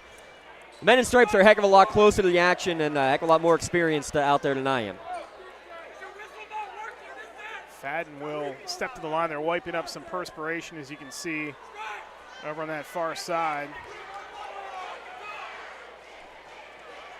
Will and Ardone still waiting to check in. Referee did say the next stoppage will be the under 4. Yeah, because it's not under 4, it's right at 4. Fadden, good on the first. Hey, while we have a second, we'll give a shout out to our friends at the CJ2K League. Concrete Jungle 2K. Play with and against some of the best ballers in the area. It's open for athletes from the class of 2024 to class of 2028. CJ2K North League is at Brady's Run Park. You can register now through April 8th, and league play begins over Memorial Day weekend. Fadden perfect in the quarter. 4 for 4. His team a 4-point lead. 3:55 to go. And Fadden's going to get called for the foul on the other end. Yeah, got the 2 hands on him, and that's an easy one when 2 hands go on him. But that'll send us to the under 4 timeout. 4 more minutes for one of these 2 teams' seasons between Mohawk and Ellwood City. We will take a timeout as well. 3:52 to go from Newcastle High School. 4-point lead for Mohawk. This is the Lawrence County Sports Network powered by LCAP. Tired of gasoline costs? Why drive? Let the Newcastle Transit Authority take you where you want to go. Serving the city of Newcastle and stops throughout Lawrence County, as well as weekday service to Pittsburgh. Public transportation just makes sense. Why drive when you can relax and ride? For more information or for route schedules, log on to newcastletransit.org. The Newcastle Transit Authority, going your way. And remember, senior citizens ride free. I love what I do because coming in every day is different.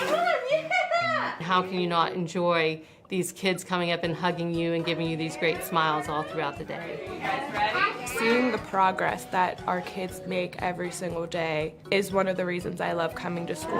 What should we do? We have fun. LCAP Early Learning Centers is hiring. Help empower young minds in Lawrence County and become a superhero today. Apply at lcap.org.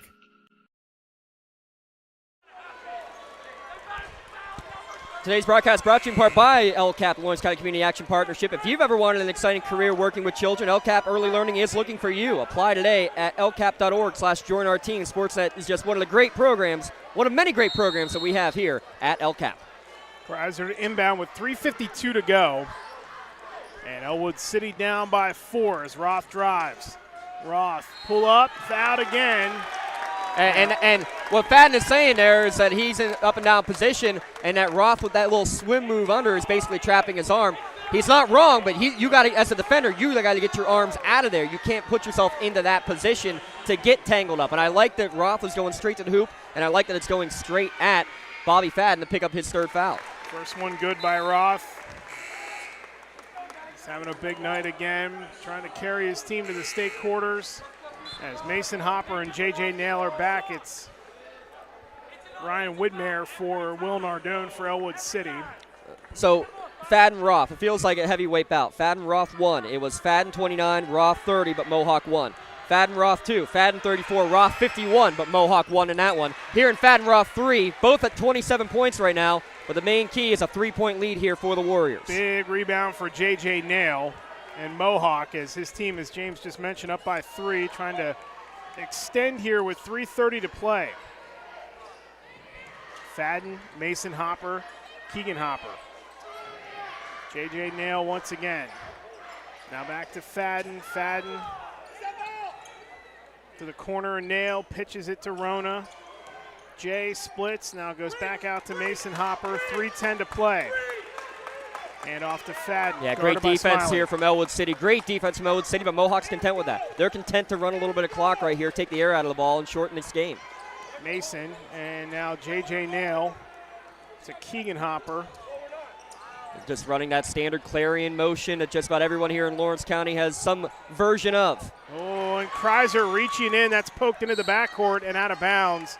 It'll stay with Mohawk with 2:46 to go. And just a smart play by Rona in the end just to kind of stay out of the way and make sure that he wasn't the last one to touch it, as we're going to have a timeout on the court. Tonight's broadcast brought to you by NVR Manufacturing. Don't miss out on your chance to work for a company that values its employees and offers competitive wage and benefits. Apply today at NVR and take the first step towards a rewarding career close to home. Apply at NVRINC.com. Winning coach will join us in the post-game show tonight, either Mike O'Lear or Dan Bradley. Right now, it's in favor of O'Lear, up by 3, 49-46, with 2:46 to go. And again, a reminder, the winner plays Girard on Saturday. Site and time to be determined. Girard defeated Bishop Guilfoyle tonight, 55-52 in overtime. Oh, by the way, one score update we haven't had a chance to give. Congratulations to the Lady Scotch Union. Man, did they have a tough time getting down with a big accident down the turnpike. The game was postponed by about 20 minutes before they were able to get it started. They had to hold on. It was a tight one. They pulled away in the fourth quarter, 62-52 over Northern Bedford. To the Elite Eight for the third straight year, go to Lady Scots. That game will also be on Saturday. Site and time to be determined. Lady Scots 1 win away from the semifinals. Once again, 2 away from getting back to Giant Center. Mason Hopper and Kreiser stepped in front of that and picked it off. Roth the other way, lobs it down the floor to Lake through traffic, and he is fouled. And Aaron Lake to the line to shoot a pair with 2:29 to go. And a chance to cut the lead down to 1, but maybe more importantly, that's the 4th foul on Bobby Fadden. And I'll tell you what, I like this right here too. So Hopper is talking with one of the officials and was chatting back and forth with one of the players. And they end up getting Ryan Widmeyer kind of goes over and just almost calms down the opponent, like, hey, chill. These kids know each other. They've played against each other so long. A lot of them are friends, especially in the social media age. They all know each other so well. I like that. Hey, let's calm down. Let's play some basketball. Great stuff from both sets of players. And the first free throw up and in for Lake. Nate Williams back in, and he will replace Widmeyer. Lake made the first. Trying to cut this down to a 1-point lead with 2:29 to go. Well, that's a senior leader coming off the bench, Widmeyer. Because remember that. That means so much more than anything on the court, playing-wise, of what I just saw right there. 2 of 2 for Lake. 49-48. Mohawk in front. 2:22 to go. Rona. Nail up top. Drew Rona had a big 3 in this game. Fadden still out there with the 4. Fadden to Drew Rona. Now J.J. Nail. Hands it off to Jay Rona, and Kreiser has fouled out. No, correction, that's his 4th. Yeah. So that's his 4th. And the reason why that's a foul and not a steal is because of the way Rona positioned himself to get that pass. Almost like a box out. He gets the right position, right, Eric? Gets in between the ball and Kreiser, and the only thing Kreiser can do is literally get the arm hooked inside the arm of Rona to pick up that 4th foul. So Kreiser with 4, and on the other side, Fadden with 4. Into the backcourt they go to inbound it. Now it's Drew Rona, now J.J. Nail. 1:52 to go. Mason Hopper spins, kicks it out to Nail. Nail hands it off to Fadden. Now, Nail can shoot that. He's hit 9 on the year. In fact, he's shooting nearly 50% from 3, but it's layup game right now for Mohawk. Fadden drives, spins around. Smiley had him and then swatted out of there by Roth. Out of bounds, and it stays with Mohawk with 1:34 to go. I think that's his first official block of the day, Eric, but he has altered many shots. That's the first time they've really just gone up, tried to go up strong, and Big Joe Roth just says, nah, not happening. 30-second timeout, another NVR timeout, this time from Mohawk. Attention job seekers in our community. If you're tired of sending out resumes and waiting for replies, listen up. NVR Manufacturing is hiring. Apply online at NVRINC or call 724-336-4227. Finals tonight, math, civics, and science over Columbia. Girard defeats Bishop Guilfoyle. Deer Lake's a winner, and Franklin a winner. The other 3 games, Devon and Riverside, Devon Prep and Riverside, Trinity and Executive Education, and Loyal Sock and Notre Dame Green Pond all going on right now. Here we got a 1-point lead for Mohawk.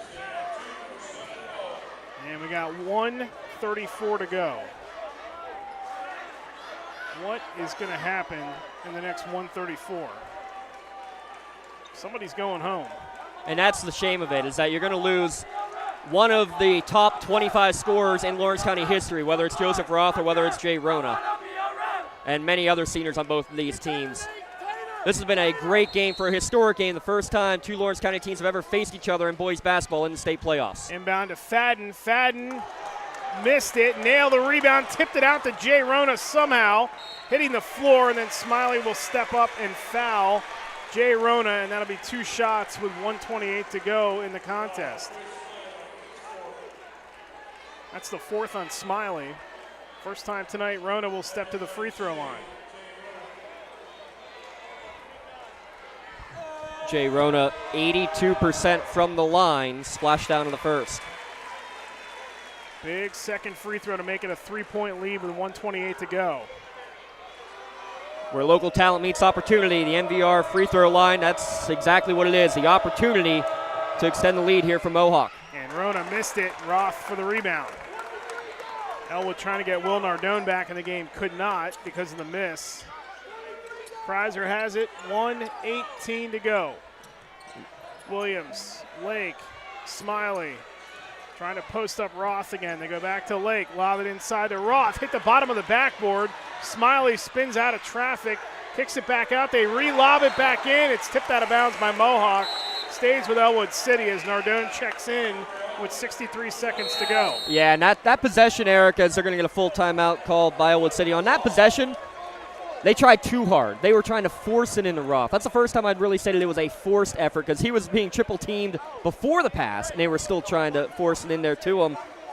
Lake, Smiley, get it back out there on the outside. Can't be afraid to take that jump shot. And I think that's exactly what you're going to see from Coach Bradley, is he's going to draw something up. But here's the other thing you got to keep an eye on. Clock does not stop with made baskets.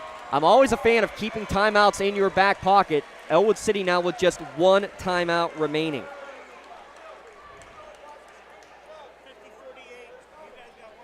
Two-point lead for Mohawk. 1:03 to go. Over 1,300 in attendance, we were told earlier today. They were at about 1,280. That was still about 15 minutes before tip-off here tonight. As you could expect, I was talking, Tim Continenza and I have done so many Newcastle games here at the Nika High Fieldhouse, and we both agree, I don't think we've seen this place this packed probably since one of the old Quaker Valley games, maybe about 5 or 6 years ago. Definitely pre-pandemic, definitely pre-going up to 5A or 6A for Newcastle games. Love seeing this place packed again. It's been a rocking house all night. Shout out Something for Your Wall Photography is here. Shout out 1,000-point scorer Erin Capalbo's over there cheering on her Warriors. Shout out ECS, everything that they've done for us. Shout out to the Red Hurricanes media page staff. They're here enjoying what's been a great show. It's a shame that it's going to end with somebody making the short trip home and the other one going to the state quarterfinals. But at the same time, we are excited because this is absolutely great stuff that we're witnessing here. History in Lawrence County. 63 seconds left. What will happen? Inbound goes to Roth. Now they'll work it around. Into the corner, blocked out of bounds by Rona. As it looked like the pass, they were trying to get Roth inside, and Smiley's pass was knocked away. I mean, we got over 700 viewers right now watching for free, thanks to these great sponsors, and from all over the state, all over the country. I got California and Colorado for sure represented. All over the world, we have fans from Singapore who have been tuning in regularly for Mohawk games. Braylon Thomas, as we get a travel on Chris Smiley, I'm going to say that a couple of the Union players also here tonight watching this game. Braylon Thomas and Mike Gunn in attendance. And just a tough one there because just kind of double clutching with Smiley, like he was in the pocket and pump fake, but when he did, he dragged that back foot, dragged it just enough 14th Ellwood City turnover. And now how long do you wait, Eric, before you commit the foul? Jackson Kerr's into the game for Ellwood City. You would think to be the guy to foul. Fadden keeps it in his hands. Hopper back to Fadden. No hurry to shoot. And Smiley will step up and foul. And that will disqualify Chris Smiley with 39 seconds to go. Yeah, exactly. If you end up putting somebody in as your specific fouler, you want him to be the one doing it, but Chris Smiley kind of ran out of time. You need to extend this game as much as possible. Commit the foul. And make sure that you extend this game as much as possible, but you're sending Bobby Fadden to the line. Not the greatest tonight, 7 of 11. However, in this quarter, he is 4 for 4. 4 for 4 tonight. Smiley, his night's done. He finished with 2 points. Fadden will step to the free throw line here to try to put this to a 4-point/2 possession game with 39 seconds left. And Fadden missed the first. So no matter what, it's still a 1-possession game with this second free throw coming up. Mohawk not putting anybody in the paint. They're not going to give any chance for a cheap foul on the rebound. It is 2 shots for any foul for either team the rest of the way, as both are in the bonus. Second one for Fadden. Got it. 3-point game, 38 seconds left. The ball in Joseph Roth's hands. His high school basketball career hanging in the balance here. His team down by 3. Roth kicks it out. 3-ball on the way from Williams. Rims out. Rebound Nardoni is fouled by Mason Hopper. But there you go. That's better from Ellwood City. Yeah, you want the ball in Joseph Roth's hands, but you know that's exactly what Mohawk's looking for. You go cross court, you get the jump, or you get the skip pass for an open look. It just didn't fall, but you crash the boards. Roth flying in, Nardone flying in, and now he gets a trip to the NVR free throw line. Will Nardone has attempted only 9 free throws this season. He's 5 of 9 from the charity stripe as Drew Ronan will come back in. As that was the 5th foul. Yeah, it was the 5th foul there on Mason Hopper, so he is out of the game with 24 seconds remaining. Fouls out with 4 points. Nardone's first is good. The junior, the 6'1 junior, trying to bring his team back within 1 with 24 seconds left. Widmer and Kerr come back in as Nardone makes the second. He will sit. And making that free throw is big too. Going to the free throw line is big because you make 2 points and the clock stops. You can make your subs and you don't have to waste that final timeout to stop the clock. Drew Ronan to inbound for Mohawk. He can run the baseline. He does. Gets it into Keegan Hopper. Keegan Hopper is fouled from behind as he makes the turn. The foul on the foul is on Aaron Lake. Yeah, Joseph Roth took an extra little dive trying to go and knock that one away. But this has been absolutely great work from Coach Bradley and his staff, getting everybody in and out as necessary to avoid the foul issues. To make it a 3-point game with 21 seconds left. Keegan Hopper, 71% on the year, 2 for 2 from the line tonight. Nobody on the blocks for Mohawk. As James mentioned, the last free throw attempts, you don't want to give up the cheap foul. First one's good. Ice water in the vein of the senior. Nardone comes back in along with Nate Williams. Aaron Lake is also back in. Actually, Mayer is going to come out. They had to get the check-in done properly as Lake is raced onto the floor. Second one for Keegan Hopper to make it a 3-point lead.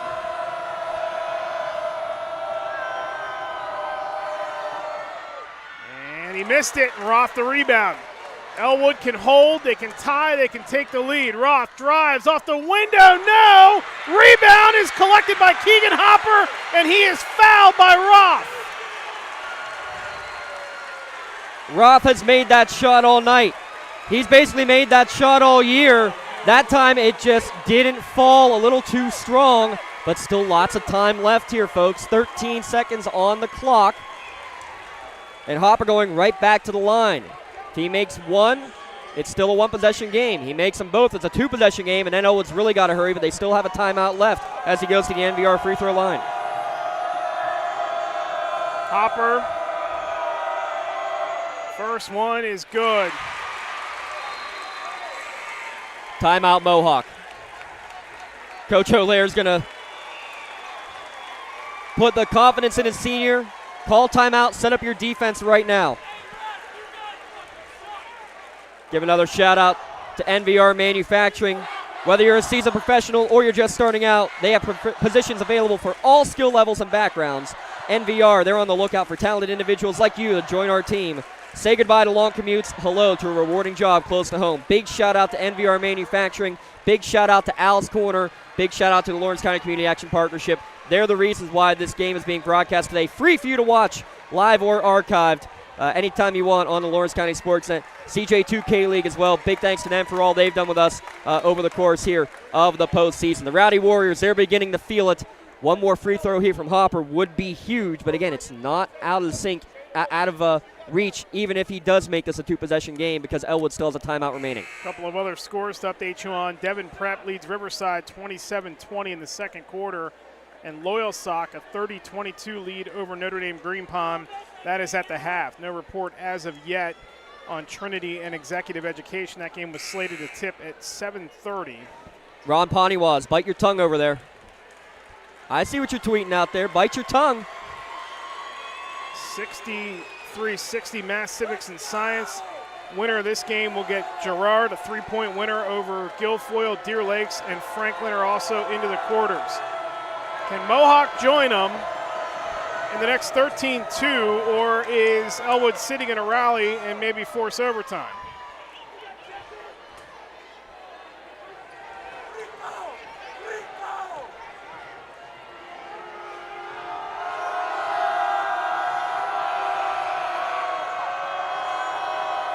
Second one by Hopper is good. Two-possession game with 13 seconds left.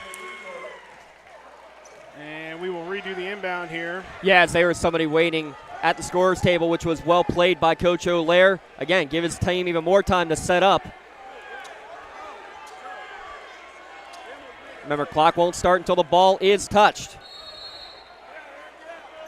Inbound Nardone, they got to hurry.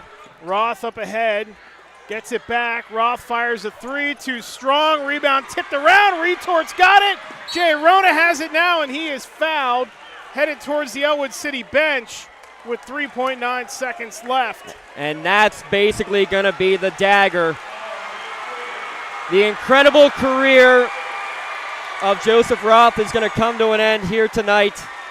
Mohawk is going to survive. They're going to get the third victory of the year against Ellwood City, their 20th win of the season, and they're going to go to the PIAA quarterfinals.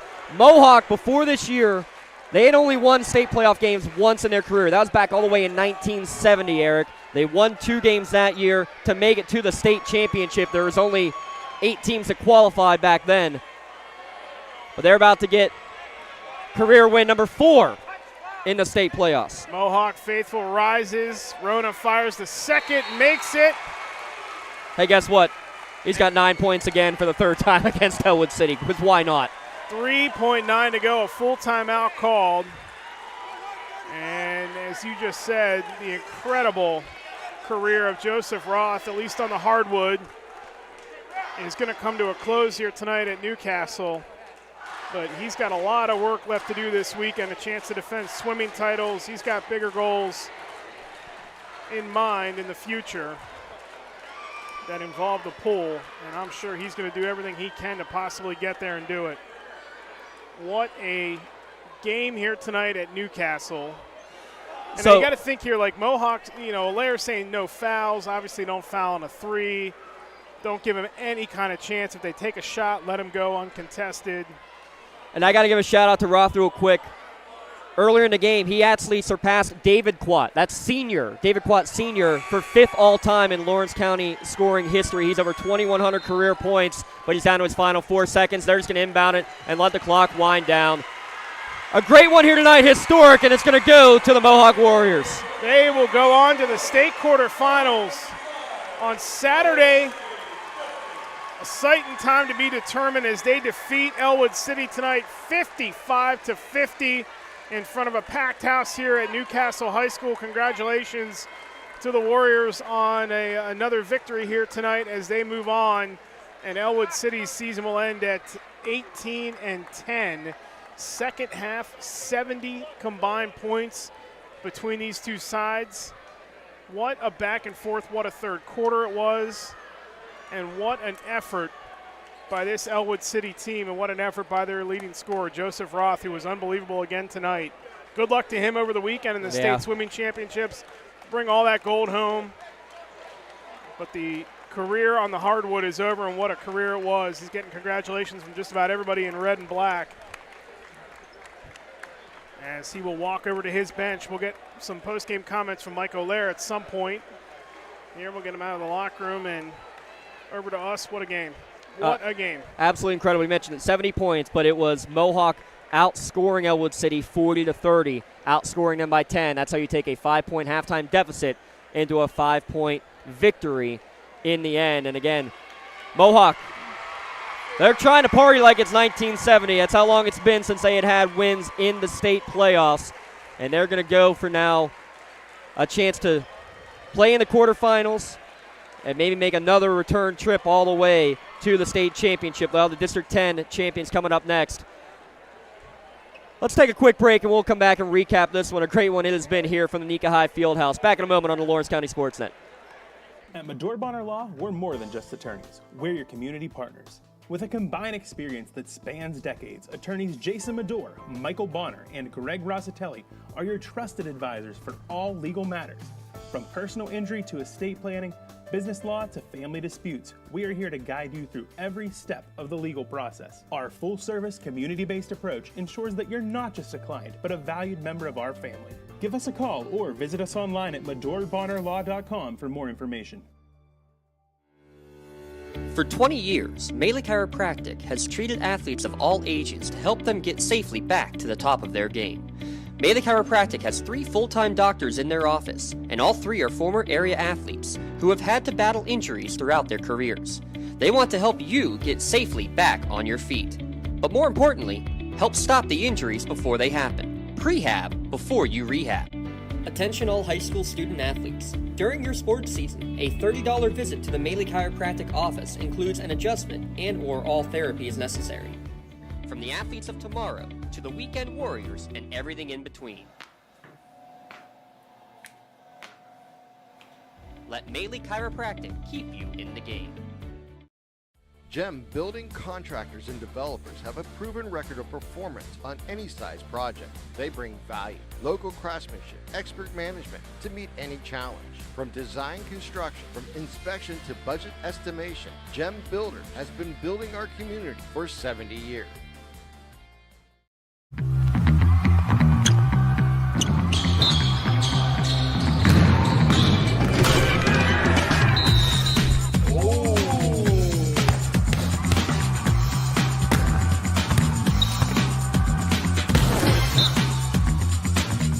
That was awesome.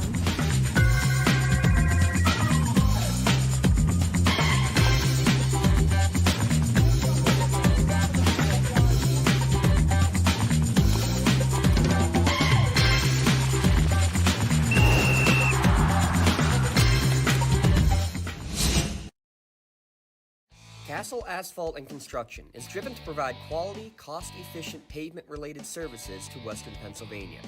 Every paving or construction service at Castle Asphalt begins with a thorough site inspection of the area to allow their team of professionals to become familiar with the unique conditions of your home or business. Once the site inspection is complete, Castle Asphalt provides you with a detailed plan of the design, cost, materials, and time of completion, so you know exactly what to expect during your construction. Visit castleasphalt.com to request a quote for your next project and make your dream design come to fruition. Contractors, the Department of Healthy Homes needs you. From small to large residential projects, you can help families live safer and healthier with the quality work you do. It's rewarding in more ways than one. Call LCAP's Department of Healthy Homes today. For more than 120 years, people have relied on Martindale-Hubbell's preeminent rating to select their attorneys. If you've been involved in an automobile accident, you should do the same. At LGKG, we have been preeminently rated for over 40 years.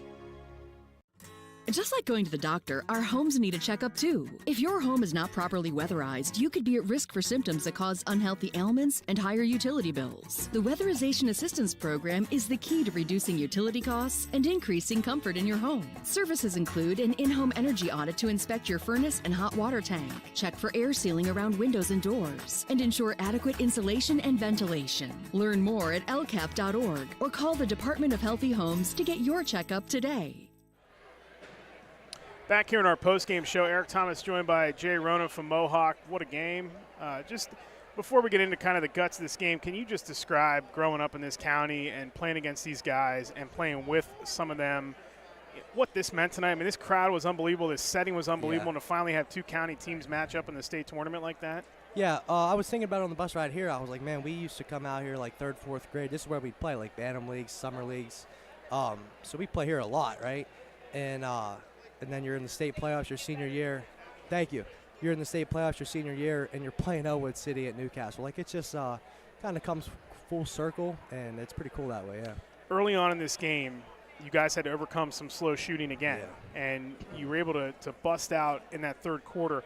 I know Coach had said about possibly taking the air out of the ball a little bit, try to limit how many times Joseph Roth touched it in the first half and all that. They kept that 5-point lead. What happened in that 3rd quarter? What was, when the flow of the game started get going, did you guys just kind of say, let's just go with it at this point then? Yeah, we struggled in the first half shooting the ball, and I blame it on Bobby because he said yesterday at practice, he was like, dude, I can't wait to shoot there. Their rims are super, like, soft and flimsy, and they are. And then half our shots were still in and out, which how that makes sense, I don't know. But, yeah, then the second half shots started falling, and we were able to get more into a rhythm, shots out of our offense, so that helped too. And yeah, keeping Joe under 30 for the first time in our careers is pretty good too. Yeah, that's not easy to do. No. And yeah, he scored 51 last time he played. They had 50 as a team tonight, so that's a big. Obviously, that had to be a big message for the team. Yeah. And it's what is it like going up against a player like that? I mean, you have to kind of. I know it's tough because you're going up and down the floor, but sometimes you got to watch him and just kind of admire him when you're, when you're watching him out there. We talk at practice. Everyone's like on the outside, like, how do you stop Joe? You don't. You just don't. You try and limit him the best you can, and that's really your only chance of beating them is to try and limit his touches and how many points he can rack up on you because he gets going. I mean, he's going to put up a lot. So, how important has Bobby gets a lot of the credit. Obviously, you've been on a tear in the playoffs, hitting threes right and left, big game on Saturday. But the hoppers. I mean, Mason and Keegan, I know Mason fouled out tonight, but Keegan has the big rebound down here when they miss and then you guys go the other way and shoot the free throws.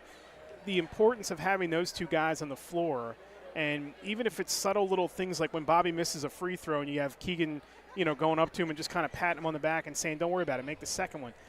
You guys are all seniors, but those two in particular, how big has it been having those two on the floor? Yeah, Mason fouls out tonight. He's guarding Joe. Like, what are you going to do, right? He's giving up 6 inches. Him and Keegan, they got two of the greatest personalities ever, like great kids. So you talk about him patting Bobby on the back, like that's who they are. They say hi to everybody at school. They know everybody at school, and good for Keegan to come down the stretch, grab 2 rebounds, and make 4 free throws when me and Bobby need to go home and probably shoot a couple ourselves. So you obviously don't want this thing to end. It won't. You're going to go on the road and play Girard on Saturday. Okay. Girard beat Guilfoyle in overtime tonight, 55-52, so that's up next. Okay. 1 win away from the state semis. Yeah. We're ready. We're just taking it 3 days at a time. 2 practices, 1 game, and we'll play 32 minutes and see what happens. So, yeah. All right. Congratulations, Thank my you. man. Appreciate Jay it. Rona joining us here tonight on the post-game show. Another big night for him. 9 points in this game. Did a lot of damage at the free throw line at the end of the game. And the leading scorer for Mohawk tonight, Bobby Fadden, once again with 28. Joe Roth on the other end with 29. His career comes to a close. 2,109 points for Joseph Roth. But he is not done. He is going to be in the PIAA Swimming Championships on Saturday at Bucknell University in Lewisburg. So good luck to Joseph. Hope he cleans up, bring the medals home. He's got his sights potentially set on the Olympics somewhere down the line. And his basketball career is going to end, probably could go anywhere he wanted to really and play basketball too at this point. He has been fantastic, and it was an honor to watch him play here tonight. Scoring numbers for both sides for Ellwood City. Roth with 29, Kreiser with 10, 5 for Nardone, 4 for Lake, and 2 for Smiley. Ryan Widmeyer played, did not score. For Mohawk, they were led by Bobby Fadden with 28 points, 9 for Jay Rona, 7 for Keegan Hopper, 5 for Drew Rona, and 4 for Mason Hopper to round out the scoring for Mohawk. Let's take one final timeout. When we come back, we will give out our awards. Mohawk wins it tonight. They're on to the state quarters, 55-50 over Ellwood City. One more segment coming your way next on the postgame show live from Newcastle High School. This is the Lawrence County Sports Network powered by LCAP. For 20 years, Melee Chiropractic has treated athletes of all ages to help them get safely back to the top of their game. Melee Chiropractic has 3 full-time doctors in their office, and all 3 are former area athletes who have had to battle injuries throughout their careers. They want to help you get safely back on your feet. But more importantly, help stop the injuries before they happen. Prehab before you rehab. Attention all high school student athletes. During your sports season, a $30 visit to the Melee Chiropractic office includes an adjustment and/or all therapy is necessary. From the athletes of tomorrow to the weekend warriors and everything in between. Let Melee Chiropractic keep you in the game. When it comes to shopping for insurance, there are thousands of options out there. MVP Insurance proactively shops and compares your policies to find the best coverage and rate. Josh Mathur and David Verratti want to provide you with the level of personalized service that you know that you are the MVP of their agency. They simplify insurance so you can live stress-free. Visit one of the locations in Zeno-Leopold or in New Springfield, Ohio.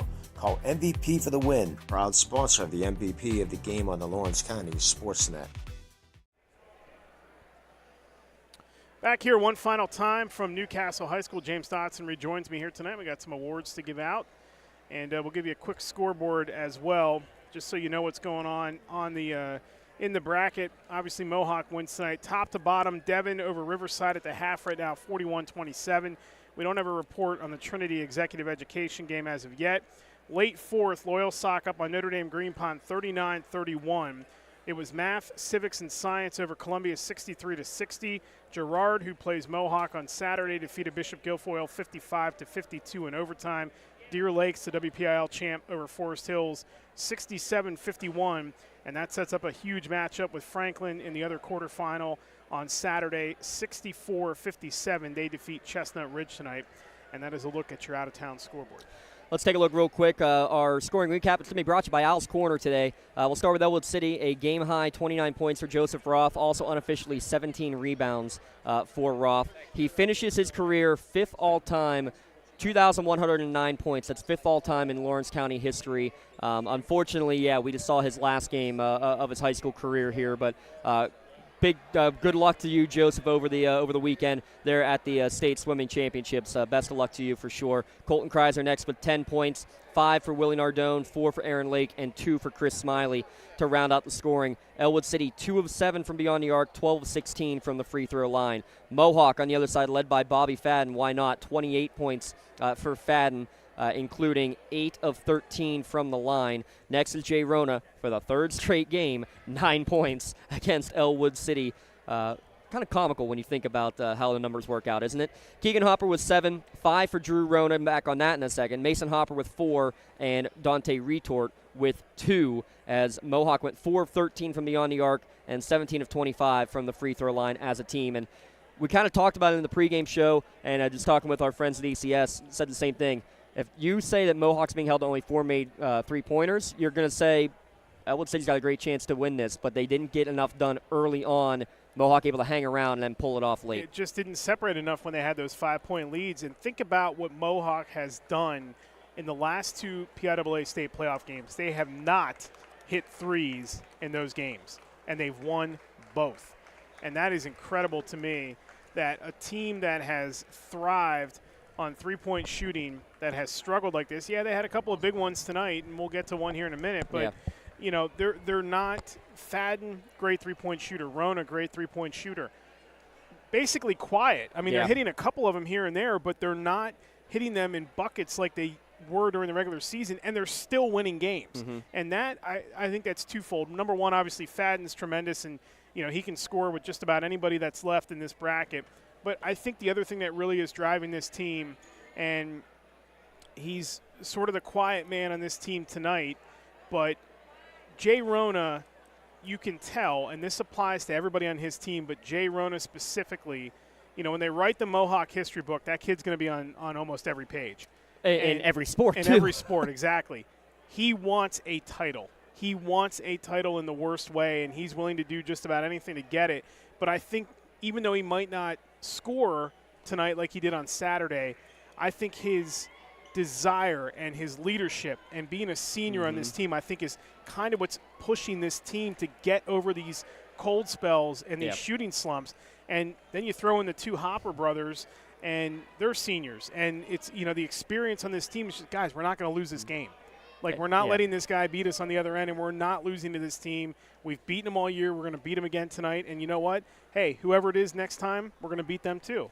They're just driving it right now. And all of it, too. Every player that you just mentioned there, the seniors, every single one of them played as freshmen. Yep. That's a lot of them started as freshmen. Yeah, and big difference. After 4 years, that definitely in changes a year things. in which, nobody knew what was going to happen. Right. And Mike O'Leary has talked ad nauseum about those playoff games during the COVID season in which everybody made the tournament, and just getting those guys a taste of what that was like to be there. But I sense, if somewhere down the line, be it Saturday, be it beyond that Mohawk loses and their season's over, I'm telling you right now, Jay Rona's going to have a monster game in that night, and he is going to try to will this team to another victory. And let me say something real quick here, because things get said all around of, okay, is Joe Ross head in the game? Is he thinking about swimming on Saturday? Might he be one place or another? Does he even care about basketball? He is coming out, and he is being hugged by everybody. He has not stopped crying, honestly, since coming out. Very emotional. He just played his last basketball game, probably in his career, because he's going to be in the pool in college. Don't ever try to say that this game didn't mean anything to Joseph Roth, because that is about as far from the truth as could possibly be. It's been a privilege the last 4 years to be able to cover this kid. Absolutely agree. He's been.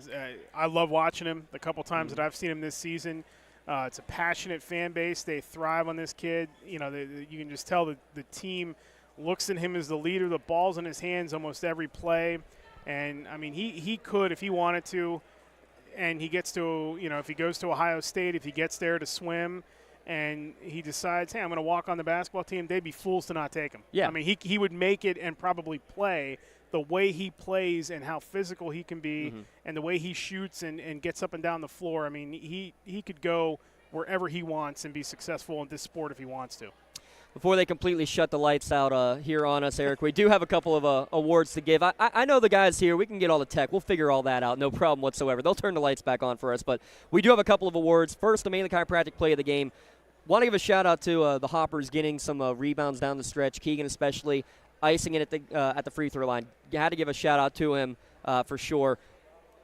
But talk about Drew Rona's big buckets in that third quarter, especially the three-pointer when they went 0 for 8 from downtown in the first half. Caught it in the corner and sort of shot a fadeaway, too, when you go back and look at it. And when he hit that three, this offense and the pace of this game completely changed. And it went back more to an up-and-down style, and I think Mohawk kind of settled into that at some point. And, they were confident at that point, hey, Bobby's getting into a flow, but they needed something to break the ice. This kid's going to be a special player the next 3-4 years, and he is really, really growing into his role, and he's really becoming something that this team can rely on. That three tonight started their big run in the third quarter. Only his 6th three of the year. It is our Mainly Chiropractic Play of the Game. Mainly Chiropractic proud to present Drew Rona with the Play of the Game award. He just received a T-shirt courtesy of the Red Zone in recognition of being tonight's Mainly Chiropractic Play of the Game. You can view that full list. It is behind. I'm working on it. We'll catch up throughout these playoffs by going to lcsportsnet.com and click on Play of the Game. Congratulations, Drew Rona, the freshie, the newbie of the game, with the Mainly Chiropractic Play of the Game. Let Mainly Chiropractic keep you in the game.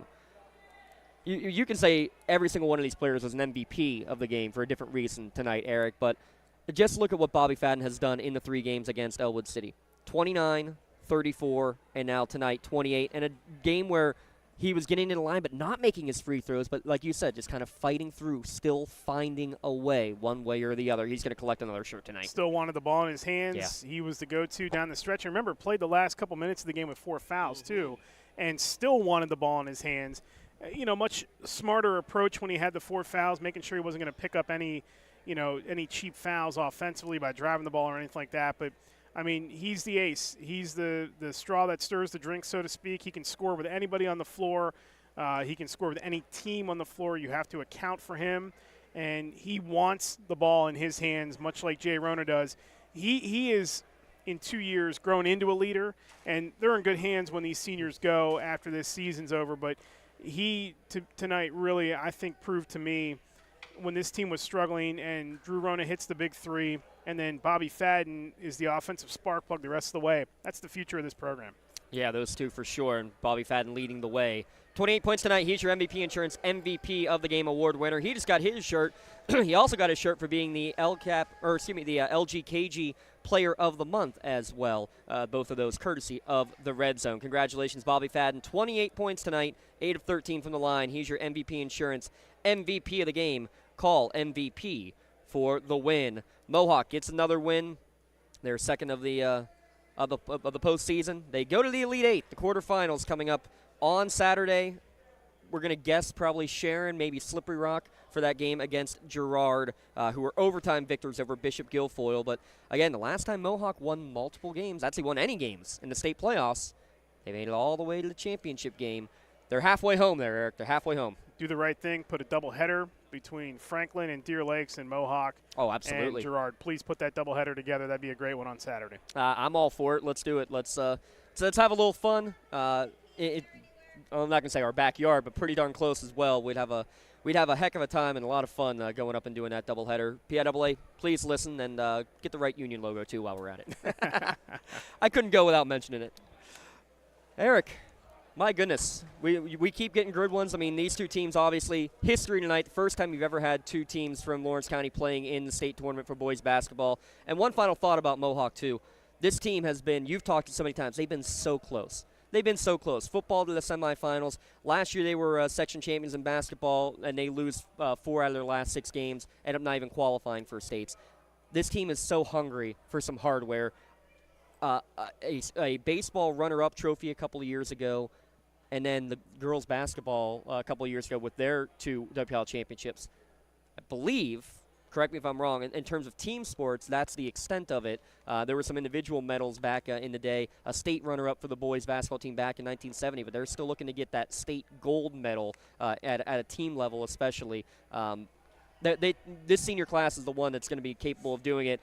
And, guys, I promise you, Coach Mariano is fine with the fact that you're not on the diamond right now. Even though it's 75 degrees out, he is fine to wait as long as possible to see this team keep going. Validation is a dangerous thing to chase, but when you have the right motivation to go after it, you can be highly successful when you do it, and that's what this Mohawk team's trying to do right now.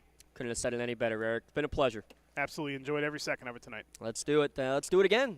Friday night, we have Union boys will be playing. They're down at Norwin High School, 6 o'clock for that one. We'll have coverage. And on Saturday as well, we will have the 2 games, hopefully, between we'll hopefully be able to get both of them on, both the Mohawk against Girard and the Union Lady Scots against they might be against Bishop Guilfoyle, actually. Not sure on the final of that one. We'll keep tabs on that on social media. Big shout out again to our sponsors tonight, bringing you this game for free. NVR Manufacturing, huge thanks to them. Please give them a call. Al's Corner, stop by, guys. Al's Corner has been so great to us and so great to these local student athletes. The CJ2K League, if you're interested in signing up, please do visit CJ2K League online. And, of course, our powering sponsor, the Lawrence County Community Action Partnership. Enjoyed it. Let's do it again Saturday. Sounds good. Absolutely. So for Eric, for the entire crew, give a shout out to Matt Flannery on the production, Rob Mattel, Darren Heberlin running the cameras, Tim Continental keeping stats, Eric Thomas, the man here. To my right, I'm James Dotson saying so long and stay tuned. More great stuff coming your way on the Lawrence County SportsNet, powered by LCAP.